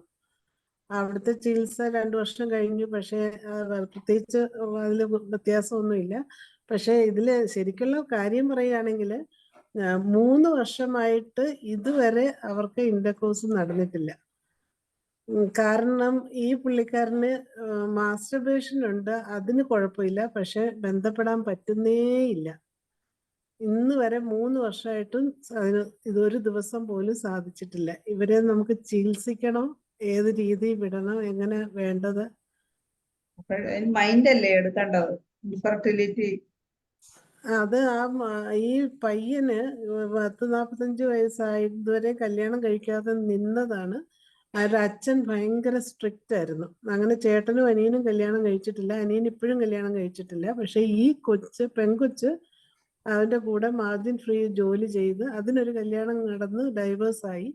ആ കുട്ടിയെ ഈ പയ്യൻ കല്യാണം കഴിച്ചതാണ്. പയ്യൻ ക്രിസ്ത്യനാണ്, പെണ്ണ് ഹിന്ദുവാണ്. പക്ഷേ ഇത് എന്താണേലും ഇന്ന് വരെ അവർ തമ്മിൽ ബന്ധപ്പെട്ടിട്ടേയില്ല. അവർക്ക് ആ പുള്ളിക്കാരന് സാധിക്കുന്നില്ല. ആ കേസ് നമ്മൾ എന്തെങ്കിലും ചെയ്യാൻ. അപ്പോഴേ അബോർഷൻ ടു സെക്സ് അല്ലേ ഡോക്ടറെ? ഇല്ല, പുള്ളിക്ക് പവർ ഇല്ല. മാസ്റ്റർബേഷനെ കിട്ടും, പക്ഷെ ബന്ധപ്പെടുന്ന സമയത്ത് പവർ ഇല്ലാതാവുക. താല്പര്യമില്ലായകയാണോ? അതുമല്ല. അറിയാമേ, അശ്വഗന്ധ ജിൻസങ് ഒക്കെ നല്ലോണം കൊടുക്കുക. ജിൻസങ് കൊടുക്കുകയാണെങ്കിൽ അവര് even they will be addicted to that. മനസ്സിലായോ? ആദ്യം എല്ലാവർക്കും ഇറക്ഷൻ കിട്ടും. പിന്നെ രണ്ടാമത് അവരോട് ഒരു കാരണവശാലും മാസ്റ്റർബേറ്റ് ചെയ്യാതിരിക്കാൻ പറയണം. അവർക്ക് നല്ല കൗൺസിലിംഗ് കൊടുക്കുക ആദ്യം. മനസ്സിന്റെയാണ് അവിടെ കൂടുതൽ പ്രശ്നം. അവരോട് നമുക്ക് ചോദിക്കാമല്ലോ അല്ലെ? ശാന്ത ഒരു പേഷ്യന്റിനോട് ചോദിച്ച പോലെ, നിങ്ങൾക്ക് ഈ ഇതില് നിങ്ങളല്ലാതെ വേറെ ആരാണ് ആ കുട്ടിയുടെ കാര്യങ്ങളൊക്കെ സാധിച്ചു കൊടുക്കാനില്ല? വേറെ ആരെങ്കിലും വന്നാൽ നിങ്ങൾ സമ്മതിക്കുമോ എന്ന് ചോദിച്ചിട്ടുണ്ട് ശാന്ത ഒരാളോട്. അപ്പൊ അത് മനസ്സിലായോ? അപ്പൊ അതുപോലെ അവരോട് പറയുക. കാരണം പെൺകുട്ടി അതിനും അതിൻ്റെതായ ബേസിക് നീഡ്സ്, ഫിസിക്കൽ നീഡ്സ് ഉണ്ട്. അത് നിങ്ങളല്ലാതെ ആരാ സാധിച്ചു കൊടുക്കുക? അതുകൊണ്ട് ഈ മാസ്റ്റർബേഷൻ എല്ലാം മതിയാക്കിയിട്ട് ഇങ്ങനെ ഇത്. പിന്നെ ഓർണിത്തോഗാലം ഒക്കെ കൊടുത്തു കഴിഞ്ഞാൽ ഈ മാസ്റ്റർബേഷന്റെ ടെൻഡൻസി മാറും. സ്റ്റാവിസാഗ്രിയ ഒക്കെ കൊടുത്തു കഴിഞ്ഞാല് മാസ്റ്റർബേഷന്റെ ഇത് കൊടുക്കും. പക്ഷെ സ്റ്റാഫ്സാഗ്രിയ കൊടുത്താലുള്ള ദോഷം എന്താണെന്ന് വെച്ചാല് അയാൾക്ക് ഇതായിരിക്കും, ഇറക്ഷൻ കുറവായിരിക്കും ആ മാസം ആ സമയത്ത്. അപ്പൊ അതുകൊണ്ട് സ്റ്റാഫ്സാഗ്രിയ വളരെ ഇതായിട്ട് കൊടുത്താൽ മതി. ജിൻസങ്ങും അശ്വഗന്ധയൊക്കെ കൊടുക്കുകയാണെങ്കിൽ നല്ല ഇറക്ഷൻ കിട്ടും. ഇറക്ഷൻ കിട്ടുമ്പോൾ ടിഞ്ചറാണോ എന്തോ ടിഞ്ചറാണോ രണ്ടും? ടിഞ്ചർ ജിൻസങ് ടിഞ്ചർ, അശ്വഗന്ധ ടിഞ്ചർ ഒക്കെ കൊടുക്കുകയാണെങ്കിൽ ഇറക്ഷൻ നല്ലോണം കിട്ടും. അറിയാമോ? യുസ്റ്റിലാവോ കൊടുക്കും. ആഫ്റ്റർ യൂസ്ലാവോ. യുസ്റ്റിലാവോ ആ ഈ പുള്ളിക്കാരനല്ലേ? മാസ്റ്റർബേഷന്റെ അത് ചെയ്യാനായിട്ട്. ആ ആ പ്ലാറ്റിന CM ഒരു ഡോസ് കൊടുത്തിട്ട് യുസ്റ്റിലാഗോ ടിഞ്ചറും കൂടെ കൊടുക്കും. എന്നിട്ട് ശരിക്കും അയാളോട് പിന്നെ സ്വിസ് ബാത്ത് ചെയ്യാൻ പറ കേട്ടോ. പറയാം. അറിയാമോ? കേട്ടു മാഡം. സ്വിസ് ബാത്ത് നിർബന്ധമായിട്ട് ചെയ്യുക. പ്ലാറ്റിന CM കൊടുക്കും, ഒരു 2-3 ഡോസ് കൊടുക്കും. എന്നിട്ട് യുസ്റ്റിലാഗോ ടിഞ്ചർ കൊടുക്കുക. അപ്പൊ ആ മാസ്റ്റർബേഷൻ ഹാബിറ്റ്, പിന്നെ അവരോട് കറക്റ്റായിട്ട് കൗൺസിലിംഗ് ആണ് അവർക്ക് വേണ്ടത്. പിന്നെ അയാളോട് ഒരു എക്സസൈസും കൂടെ ചെയ്യാൻ പറയുക. ഇങ്ങനെ ആ സ്ട്രോങ് ഇറക്ഷൻ കിട്ടാഞ്ഞിട്ടായിരിക്കും അത് പെൻട്രേറ്റ് ചെയ്യാൻ പറ്റണ്ടാവില്ലേ. അപ്പൊ അതിന് ഒരു എക്സസൈസ് ഉണ്ട്, അതും കൂടെ ചെയ്യാൻ പറയാം. മാഡം മറിയമ്മ ഡോക്ടറുടെ കഴിഞ്ഞോ? എക്സസൈസ് പറഞ്ഞു കൊടുക്കൂ. എക്സസൈസ് ഇറക്ഷന്റെ അവരോട് ചോദിക്കൂ കറക്റ്റായിട്ട്. ഇറക്ഷന്റെ കംപ്ലൈന്റ് ആണോ, അല്ലെങ്കിൽ ഉറക്കത്തിൽ ഇറക്ഷൻ വരുന്നുണ്ടോ, അല്ലെങ്കിൽ ഇത് ശരിക്ക് തനിച്ചിരുത്തിയിട്ട് അവരെ കൗൺസിൽ ചെയ്യണം, എങ്കിലേ പറയാൻ പറ്റുള്ളൂ. സെപ്പിയ കൊടുക്കാം അയാൾക്ക്, സെപ്പിയ 10 കൊടുക്കാം. എക്സസൈസ് പറഞ്ഞു കൊടുക്കൂ. ഈ എക്സസൈസ് ഞാൻ പറയില്ലേ, വെള്ളത്തിലിരിക്കാൻ പറയും. പിന്നെ നമ്മൾ യൂറിൻ പാസ് ചെയ്യും, മൂത്രം ഒഴിക്കാൻ പോകില്ലേ, യൂറിൻ പാസ് ചെയ്യുമ്പോൾ കുറച്ച് യൂറിൻ പാസ് ചെയ്യുക, എന്നിട്ട് പിന്നെ നിർത്തുക, പിന്നെ ഒന്ന് യൂറിൻ പാസ് ചെയ്യുക, അങ്ങനെ ചെയ്യാൻ പറയും. അപ്പൊ അങ്ങനെ ഒരു ഫീലിംഗ് ഇങ്ങനെ ഉള്ളിൽ ഉണ്ടാക്കാൻ പറയും, യൂറിൻ പാസ്. അപ്പൊ ഇറക്ഷൻ വരിക പോവുക വരിക. ഇറക്ഷന്റെ കംപ്ലൈന്റ് ആണെങ്കിൽ അത്, മൈൻഡ് ആണ് കംപ്ലൈന്റ് എങ്കിൽ അവേർഷൻ ടു സെക്സ് എന്ന് പറഞ്ഞിട്ട് സെപ്പിയ കൊടുക്കാം. അതല്ല മാസ്റ്റർബേഷന്റെ ആഫ്റ്റർ എഫക്റ്റ് ആണെങ്കിൽ പ്ലാറ്റിനയും യുസ്റ്റിലാഗോയും കൂടെ കൊടുക്കാം. പിന്നെ ഒരു കാരണം ഇല്ലാതെ ഭാര്യയുടെ പ്രശ്നം നോക്കും, അവരുടെ അടുക്ക ചോദിക്കും. അവരൊരു ഡർട്ടി ആയിട്ട് എൻ്റെ അടുത്ത് ഒരു പേഷ്യന്റ് വന്നിരുന്നത്, ഭാര്യ കുളിക്കില്ല, തലമുടിയിൽ എന്തൊക്കെയോ എണ്ണ പരത്തിയിട്ട് അങ്ങനെ ഭയങ്കര നാറ്റമാണ്, അവളോട് പറഞ്ഞാലും കേൾക്കില്ല. അപ്പൊ എങ്ങനെയാ ഡോക്ടറെ എനിക്ക് തോന്നുന്നത്? അപ്പൊ ഒരുപാട് ഫാക്ടേഴ്സ് ഉണ്ട് നമുക്ക് ഈ ഇൻഫെർട്ടിലിറ്റിയും കോണ്ടാക്ട് ചെയ്യാൻ പറ്റാത്തതൊക്കെ. അപ്പൊ നമ്മൾ അതൊക്കെ ക്ലാരിഫൈ ചെയ്ത് രണ്ടാളെ തനിച്ചിരുത്തി നമ്മൾ സംസാരിച്ച് അത് നമ്മൾ എങ്കിലേ ശരിയാവുള്ളൂ. എന്റെ അടുത്ത് പറഞ്ഞത് പേഷ്യന്റ് തമാശയുള്ള ചില റീസൺസ് കാണും, തമാശയുള്ള റീസൺ. അതാ പറഞ്ഞ, ഭാര്യ ഒരു എണ്ണ വരട്ടുണ്ട്, എന്തൊരു ഭയങ്കര സ്മെല്ല, അവള് മുടി വളരാണ്, അത് രാത്രി ആകുമ്പോ അങ്ങ് ഇടും, എന്നിട്ട് കുളിക്കത്തുമില്ല, വന്ന് കിടക്കുക. എനിക്ക് എങ്ങനെ തോന്നും? പിന്നെ ഹോർമോണും ഒക്കെ നോക്കിക്കൊണ്ടിരിക്കും. അപ്പൊ കാര്യം നിസ്സാരമായിരിക്കും. അപ്പൊ ആ ഭാര്യ വിളിച്ചു പറഞ്ഞു, മേലാൽ രാത്രി എണ്ണ തേക്കരുത്, രാത്രി കുളിച്ചിട്ട് പോയി കിടക്കുക. അതാണ് ഇത് ഇൻഫെർട്ടിലിറ്റി ട്രീറ്റ് ചെയ്യുന്ന രസമാണ്. രണ്ടുപേരെ രണ്ടായിട്ട് വിളിച്ച് നമുക്ക് മടി കൂടാതെ അങ്ങോട്ട് ചോദിക്കാൻ വേണം, ഇങ്ങോട്ട് പറയണം. അതുകൊണ്ട് ചില പേഷ്യന്റൊക്കെ നമ്മളിങ്ങനെ പച്ചയായിട്ട് ചോദിക്കുന്നു. ചിലർക്ക് അപൂർവം ചിലർക്ക് ഇഷ്ടപ്പെടാതെ വരുള്ളൂ, ബാക്കി എല്ലാവർക്കും ഇഷ്ടമാണ്. നമ്മൾ ചോദിച്ചാൽ അതിനെ കറക്റ്റ് ചെയ്യാന്ന് പറഞ്ഞു. എന്റെ അഭിപ്രായത്തിൽ എന്റെ അനുഭവമാണ്.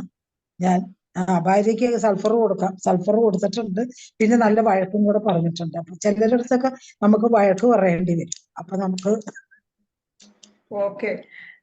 സലീം കുമാർ ഡോക്ടറോട് എന്താണ് പറയാനുള്ളത് ചോദിക്കാം. സലീം കുമാർ ഡോക്ടറെ അൺമ്യൂട്ട് ചെയ്തു. ചന്ദ്ര ഡോക്ടറെ, ഓ ഇറക്ഷൻ ഫെയിൽസ് വെൻ കോയിഷൻ അറ്റംപ്റ്റഡ് എന്ന് പറഞ്ഞിട്ട് ഒരു ഡ്രഗ് ഉണ്ടല്ലോ. ഒരു ഡ്രഗ് ഉണ്ട്, അത് ജെൽസീമിയ ഉണ്ട്, അല്ലല്ല അർജന്റൈൻ നൈട്രേറ്റ് ഉണ്ട്. അപ്പൊ അതൊന്നും ആലോചിച്ചൂടെ ആ കേസില്?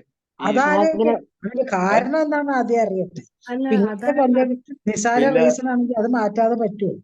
അല്ല പിന്നെ അതുപോലെ ഇതിനകത്ത് ഈ മാസ്റ്റർബേഷനിലെ ടെൻഡൻസിയിൽ ഒരു സാധനം ബ്യൂഫോ വരുന്നുണ്ട്.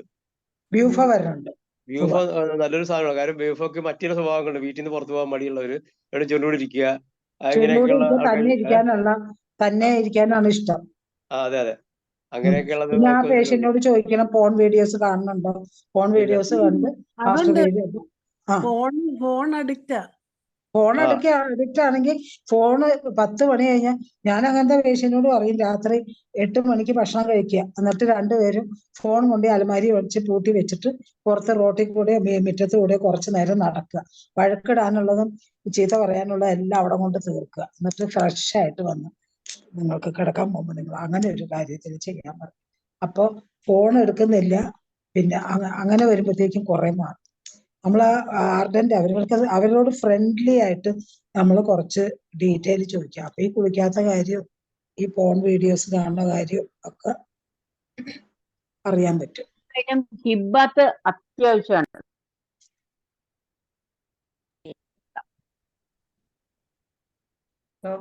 മറിയാമ്മളോ വെള്ളിയാഴ്ച അവര് വരും. ഞാൻ അന്നേരം ഈ പറഞ്ഞ പോലെയൊക്കെ ഒന്ന് ചെയ്യാം. അടുത്ത ക്ലാസ് അരിയൊക്കെ സോപ്പിട്ട് വിവരങ്ങളെല്ലാം കറക്റ്റ് ആയിട്ട് മനസ്സിലാക്കുക ഡോക്ടറെ. അർജന്റീനയ്ക്ക് എത്ര സ്വഭാവം വല്ലതും ഉണ്ടോ ഡോക്ടറെ അയാൾക്ക്? അർജന്റീനയ്ക്ക് വരുമെന്ന് തോന്നുന്നുണ്ട്. പുറത്തോട്ട് പോകാൻ വിഷമോ ഒന്ന് ഭയങ്കര ക്ഷീണിച്ച് വയസ്സനായി കളവനായ പോലെ തോന്നും. അതാ പിന്നെ കണ്ടാൽ മെലിഞ്ഞായിരിക്കുന്നേ. നല്ല മെലിഞ്ഞായിരിക്കുന്നേ. ഡോക്ടറുടെ ഭാഷ മുഴുവൻ മനസ്സിലായില്ല. അല്ല ആളെ പുറത്തു പോകും. പുള്ളി ഇപ്പൊ സെക്യൂരിറ്റി ആയിട്ട് ജോലി ചെയ്യുവാണ്. പക്ഷെ ചിലപ്പോ അതൊക്കെ ഉണ്ടാവും. എങ്ങും ഉറച്ചു നിക്കത്തില്ല. അല്ല ഓൾഡ് വിതയുടെ ലുക്കിംഗ് എന്നൊക്കെ പറയില്ലേ, അയാളെ കണ്ട പ്രായത്തെ അയാളൊക്കെ കവിഞ്ഞ പ്രായം തോന്നിക്കുമെന്നൊക്കെ പറഞ്ഞിട്ട് അങ്ങനെ പറയണ്ടല്ലോ. ആ ഫീലിംഗ് ആണെന്ന് തോന്നുന്നില്ല ഇവർക്ക്. പുള്ളിക്ക് ഇത്രേ ഉള്ളൂ. കോഴ്സിന്റെ സമയം ആവുമ്പം പുള്ളിക്ക് പറ്റുകയില്ല. പിന്നെ തിടുക്കക്കാരനായിരിക്കും അർജന്റീന. അതുമില്ല. നമ്മുടെ ക്ലിനിക്കിലെ പ്രസന്റേഷനിൽ തിടുക്കക്കാര് തിരിച്ചറിയാൻ പറ്റില്ല. മറിയാമ്മേ, ഹലോ മറിയാമ്മ, ഫോർപ്ലേ ചെയ്യാൻ പറയണം ഇന്റർകോഴ്സിന് മുൻപ്. അതൊക്കെ പറഞ്ഞു കൊടുത്തു. പക്ഷെ അതിലൊന്നും പുള്ളിക്ക് സാധിക്കുകയില്ലെന്നാ പറയുന്നത്. സമയം എത്ര വയസ്സുണ്ട് ഡോക്ടറെ? എത്ര വയസ്സ്? 44-45 വയസ്സായി ഇപ്പൊ. മാറ്റിയെടുക്കാനൊക്കെ ഉള്ള സമയം കഴിഞ്ഞു. ഇല്ല അവർക്ക് 90 വയസ്സായാലും ഇതിനുള്ള സമയം കഴിഞ്ഞിട്ടില്ല. പുരുഷന്മാരെ സംബന്ധിച്ചോളാം. വൈഫിനോ ഒപ്പം പ്രായം ആണെങ്കിലോ? ഇല്ല, അതിന് 35 വയസ്സൊക്കെയാ. സമയമുണ്ട്. ഏതായാലും ഞാൻ ഈ ആഴ്ച വരുമ്പോ അവരെ നോക്കൊക്കെ ഇട്ട് കാര്യങ്ങളൊക്കെ കറക്റ്റ് ആയിട്ട് മനസ്സിലാക്കണോ? മാറ്റി ഇരുത്തി ചോദിക്കാം. അത് ഒറ്റയ്ക്ക് എറണാകുളത്ത് വരാൻ അവര് തയ്യാറാണ്. മാഡത്തിനെയൊക്കെ കാണാനായിട്ട് എന്നും പറയുന്നുണ്ട്. അതാണ്. അപ്പൊ പിന്നെ എറണാകുളത്തോട്ട് പാഴ്സൽ ചെയ്താൽ. ഏതായാലും ഞാൻ ഒന്നുകൂടെ ഒന്ന് നോക്കട്ടെ, എന്നിട്ട് പറ്റുന്നില്ലെങ്കിൽ ചെയ്യാം. Thank you madam. എല്ലാവർക്കും അടുത്തത് doctor Rajeshwari CL hand raise ചെയ്തിട്ടുണ്ട്. ദേവൻ ഡോക്ടറുടെ വൈഫ്. ഡോക്ടറെ സംസാരിച്ചു. രാജേശ്വരി അല്ല, ഞാൻ ഈ ചർച്ച കേട്ട് ഇപ്പോഴാണ് ഞാൻ വന്നത്. അപ്പൊ ചർച്ച കേട്ടത് കൊണ്ട് പറയേ. അതാ ദേവൻ ഡോക്ടറെ പേര് ഞാൻ പറഞ്ഞു. എന്തായാലും അപ്പൊ അതില് ഇപ്പോ ഫോസ്ഫറസ് ചിന്തിക്കാം. ഫോസ്ഫറസ് ചിന്തിക്കാന്ന് പറയണത് സെലിബസി കുറെ ഇങ്ങനെ സെലിബസി ഉണ്ടല്ലോ. അയാളുടെ കാര്യത്തില് ഒരു വിവാഹം കഴിക്കാൻ ഒരുപാട് വൈകി എന്നുള്ളത്. ഇപ്പൊ പിന്നെ എറക്ഷൻ ഇല്ലാത്ത ആഫ്റ്റർ സെലിബസി ആണെങ്കിൽ ഫോസ്ഫറസ് വരും. പിന്നെ സെലിബസിക്ക് ഇപ്പൊ ഒരു സെലിബസി ആണല്ലോ അവിടെ ഉണ്ട്.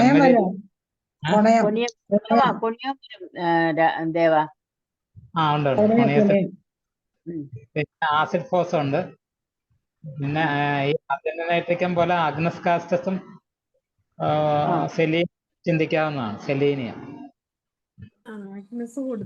ഫിസിക്കൽ കോസ് ആയിട്ടാണ് എടുക്കണേ, അല്ലാതെ മൈൻഡിന്റെ മാത്രമായിട്ടല്ല. ഫിസിക്കൽ കോസ് ആണ്. അവിടെ എറക്ഷൻ അറ്റംപ്റ്റ് ചെയ്യുമ്പോൾ ഇത് റിലാക്സ് ചെയ്ത് കിടക്കുകയാണെങ്കിൽ സെലിനിയം വരാറുണ്ട്. അങ്ങനെ തന്നെയാണ്. സെലിനിയം വരാറുണ്ട്. അപ്പൊ മനസ്സിന് താല്പര്യം കാണും. അപ്പൊ ഫിസിക്കലി അതിന്റെ ഒരു കോഴ്സ് ഇതാണ് സെലിബസി. കുറെ നാള് വൈകി വിവാഹം കഴിച്ചവരെ സംബന്ധിച്ചിടത്തോളം ഒരു സെലിബസി ഒരു കോഴ്സായിട്ട് എടുക്കാം. അപ്പൊ അങ്ങനെ നോക്കി കലാഡിയോ സെലീനിയോ ഒക്കെ കൊടുക്കാം. Agnes, caladium, selenium, phosphoric acid ഒക്കെ അതിനകത്ത് ഈ വരുന്നുണ്ട്. ആർജന്റീൻ നൈട്രിക്കത്തിൻ്റെത് എനിക്കൊരു കേസ് പണ്ട് ഇങ്ങനെ കിട്ടിയതാണ്. പക്ഷെ ആർജന്റീൻ നൈട്രിക്ക അത് കൊണ്ട് വ്യത്യാസവും വന്നു. അതെന്ന് പറയുന്നത് ശരിക്കും ഒട്ടും ഇതില്ലായിരുന്നു. പിന്നെ ഹയോസിയാമസ് വരാറുണ്ട്. അപ്പോ ഒത്തിരി മെഡിസിൻ ഇപ്പൊ കിട്ടി. അറിയാമോ ഡോക്ടർ, ഇതിൽ ഏതെങ്കിലും ഒക്കെ പരീക്ഷിച്ച് നോക്കുക. അതിനോടൊപ്പം കാര്യമായിട്ട് ആ കേസ് ഒന്നും കൂടി സ്റ്റഡി ചെയ്യുക. താല്പര്യക്കുറവുണ്ടോ, അതേ ഈ അറ്റംപ്റ്റ് ഫെയിൽ ആവുന്ന പ്രശ്നം മാത്രമേ ഉള്ളോ? എല്ലാം നോക്കിയിട്ട് ഞാൻ ഇനി അടുത്ത ക്ലാസ്സിൽ പറയാം. ഓക്കെ. ഇനി ആർക്കെങ്കിലും എന്തെങ്കിലും സംശയമുണ്ടോ? ഏകദേശം നമ്മളെ സമയം കഴിയാറായി. സൂര്യ ഡോക്ടർ ഹാൻഡ് റൈസ് ചെയ്തിട്ടുണ്ട്. ഡോക്ടർ സംസാരിച്ചു.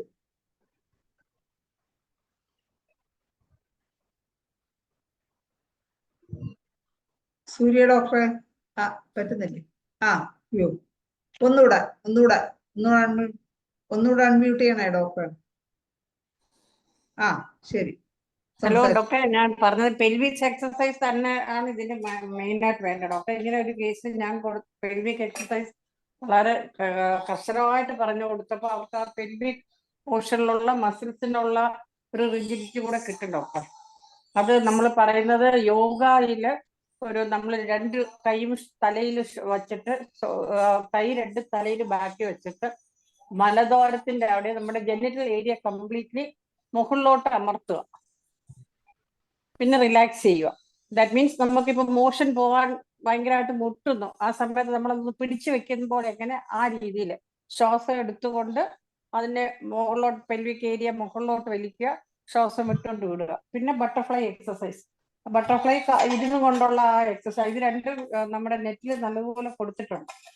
അത് നല്ല ശക്തമായ പെൽവിക് എക്സസൈസ് ആണ്. അതൊന്ന് ട്രൈ ചെയ്യുന്നത് നല്ലതായിരിക്കും എന്നുള്ളത് എൻ്റെ ഒരു അഭിപ്രായം. മനസ്സിലായോ? അറിയാമോ ഡോക്ടർ? കേട്ടാന്തോ? നമ്മളൊക്കെ കേട്ട്. അറിയാമോ ഡോക്ടറെ? ഓക്കെ, മറിയമ്മ ഡോക്ടർക്ക് ഞാൻ പേഴ്സണലി പറഞ്ഞു കൊടുത്തോളാം ഡോക്ടർ. ഓക്കെ സൂര്യ ഡോക്ടറെ. കേട്ടു. ഈ ബട്ടർഫ്ലൈ എക്സസൈസ്, ആദ്യത്തെ പെൽവിക് എക്സസൈസ് മനസ്സിലായി. ബട്ടർഫ്ലൈ എക്സസൈസ് അതാണ് ഞാൻ പറഞ്ഞത്. ഇരുന്ന് നമസ്തേ പറയുന്നത് പോലെ ഇരുന്നു കൊണ്ട് കാല് രണ്ടും ചേർത്ത് വെച്ച് ഇട്ട് തൊടയും മുട്ടും നല്ലപോലെ ചിറകിട്ടടിക്കുന്ന പോലെ അടിക്കുക. ബട്ടർഫ്ലൈ എക്സസൈസ് മാത്രം ഡോക്ടർ അടിച്ചു നോക്കും ഡോക്ടറെ. അതൊക്കെ നെറ്റിൽ സെർച്ച് ചെയ്താൽ കിട്ടും. അത് യോഗയിലുള്ള ഒരു എക്സസൈസ് ആയത് രണ്ട്. മറ്റേ പെൽവിക് ആദ്യത്തെ പറഞ്ഞതിന്റെ പേര് ഞാൻ മറന്നുപോയി, ഇപ്പൊ എനിക്ക് ഓർക്കുന്നില്ല.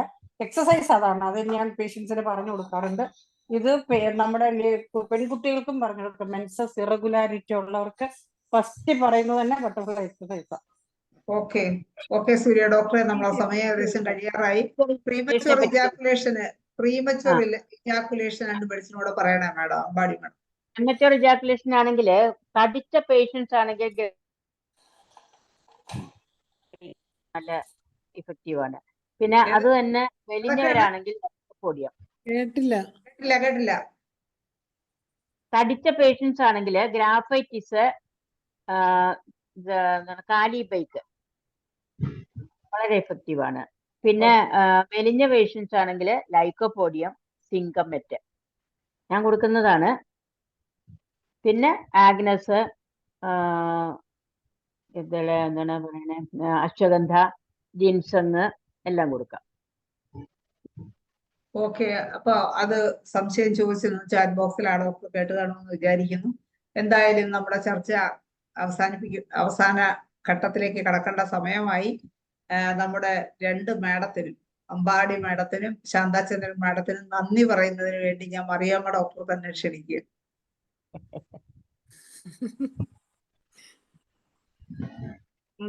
നന്ദി ശൈല ഡോക്ടറെ. എന്തായാലും എനിക്ക് കുറച്ച് നാളായിട്ട് ഞാൻ വളരെ ഇതില് എന്ന് പറഞ്ഞ ഒരു മാനസികമായ പ്രശ്നം തന്നെയായിരുന്നു ഇവരുടെ കാര്യത്തില്. ഇങ്ങനെ ഒരു അവസരം എനിക്കൊന്ന് കിട്ടിയത് തന്നെ വലിയ ഭാഗ്യമായിട്ട് കാണുകയാണ്. ഏതായാലും ഇതനുസരിച്ച് ഞാൻ ഒന്ന് അവരെ ഈ ആഴ്ച തന്നെ വരുത്തി കാര്യങ്ങളൊക്കെ മനസ്സിലാക്കിയിട്ട് പറയാം.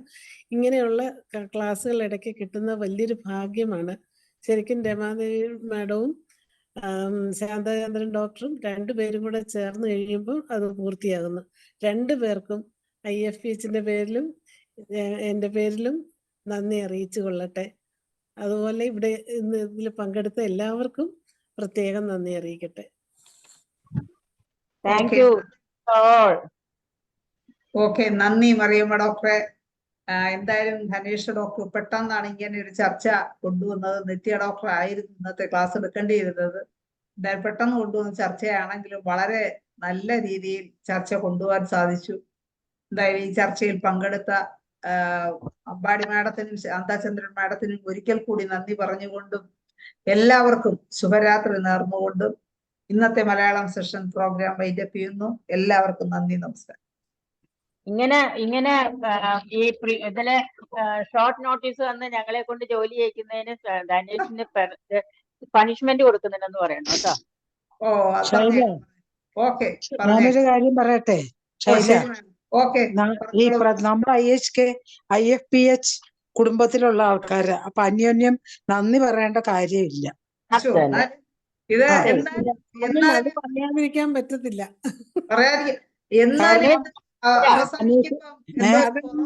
പറഞ്ഞില്ലെങ്കിലേ നിങ്ങൾ ഞങ്ങളുടെ പിള്ളേരാണ്, ഞങ്ങൾക്കുള്ളത് ഞങ്ങൾക്ക് തരണം. വി ഷുഡ് ഗോ എംപ്റ്റി അല്ലേ ചാന്തേ? വേണ്ടെന്ന് പറയുന്നത് നിങ്ങളുടെ വലിയ മനസ്സ്. പറഞ്ഞത് പോരെന്നാണ് ഇപ്പൊ തോന്നുന്നത്. നമ്മൾ IFPHന്റെ ബസ്സിൽ എല്ലാരും കൂടെ കയറിയിരിക്കുക.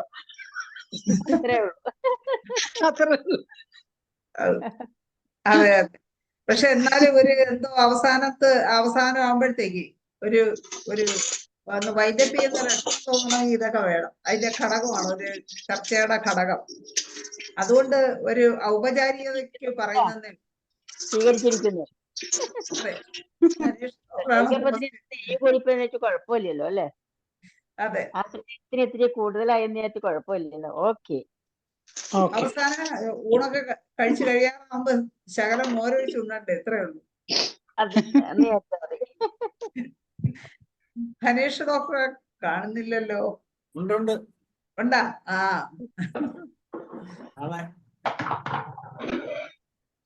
ധനേഷ് ഡോക്ടർ ഹൈപ്പർടെൻഷൻ നാളെ നമ്മോടൊപ്പം എത്തുന്നത് ലക്ഷ്മി സായി ഡോക്ടറാണ്. മെൽസത്തിന്റെ കുറച്ച് ഉദാഹരണങ്ങൾ കാൽക്കേരിയ കാർബ് വെച്ച് ഉള്ള ഒരു സ്റ്റഡിയാണ് നാളെ പ്രസന്റ് ചെയ്യുന്നത്.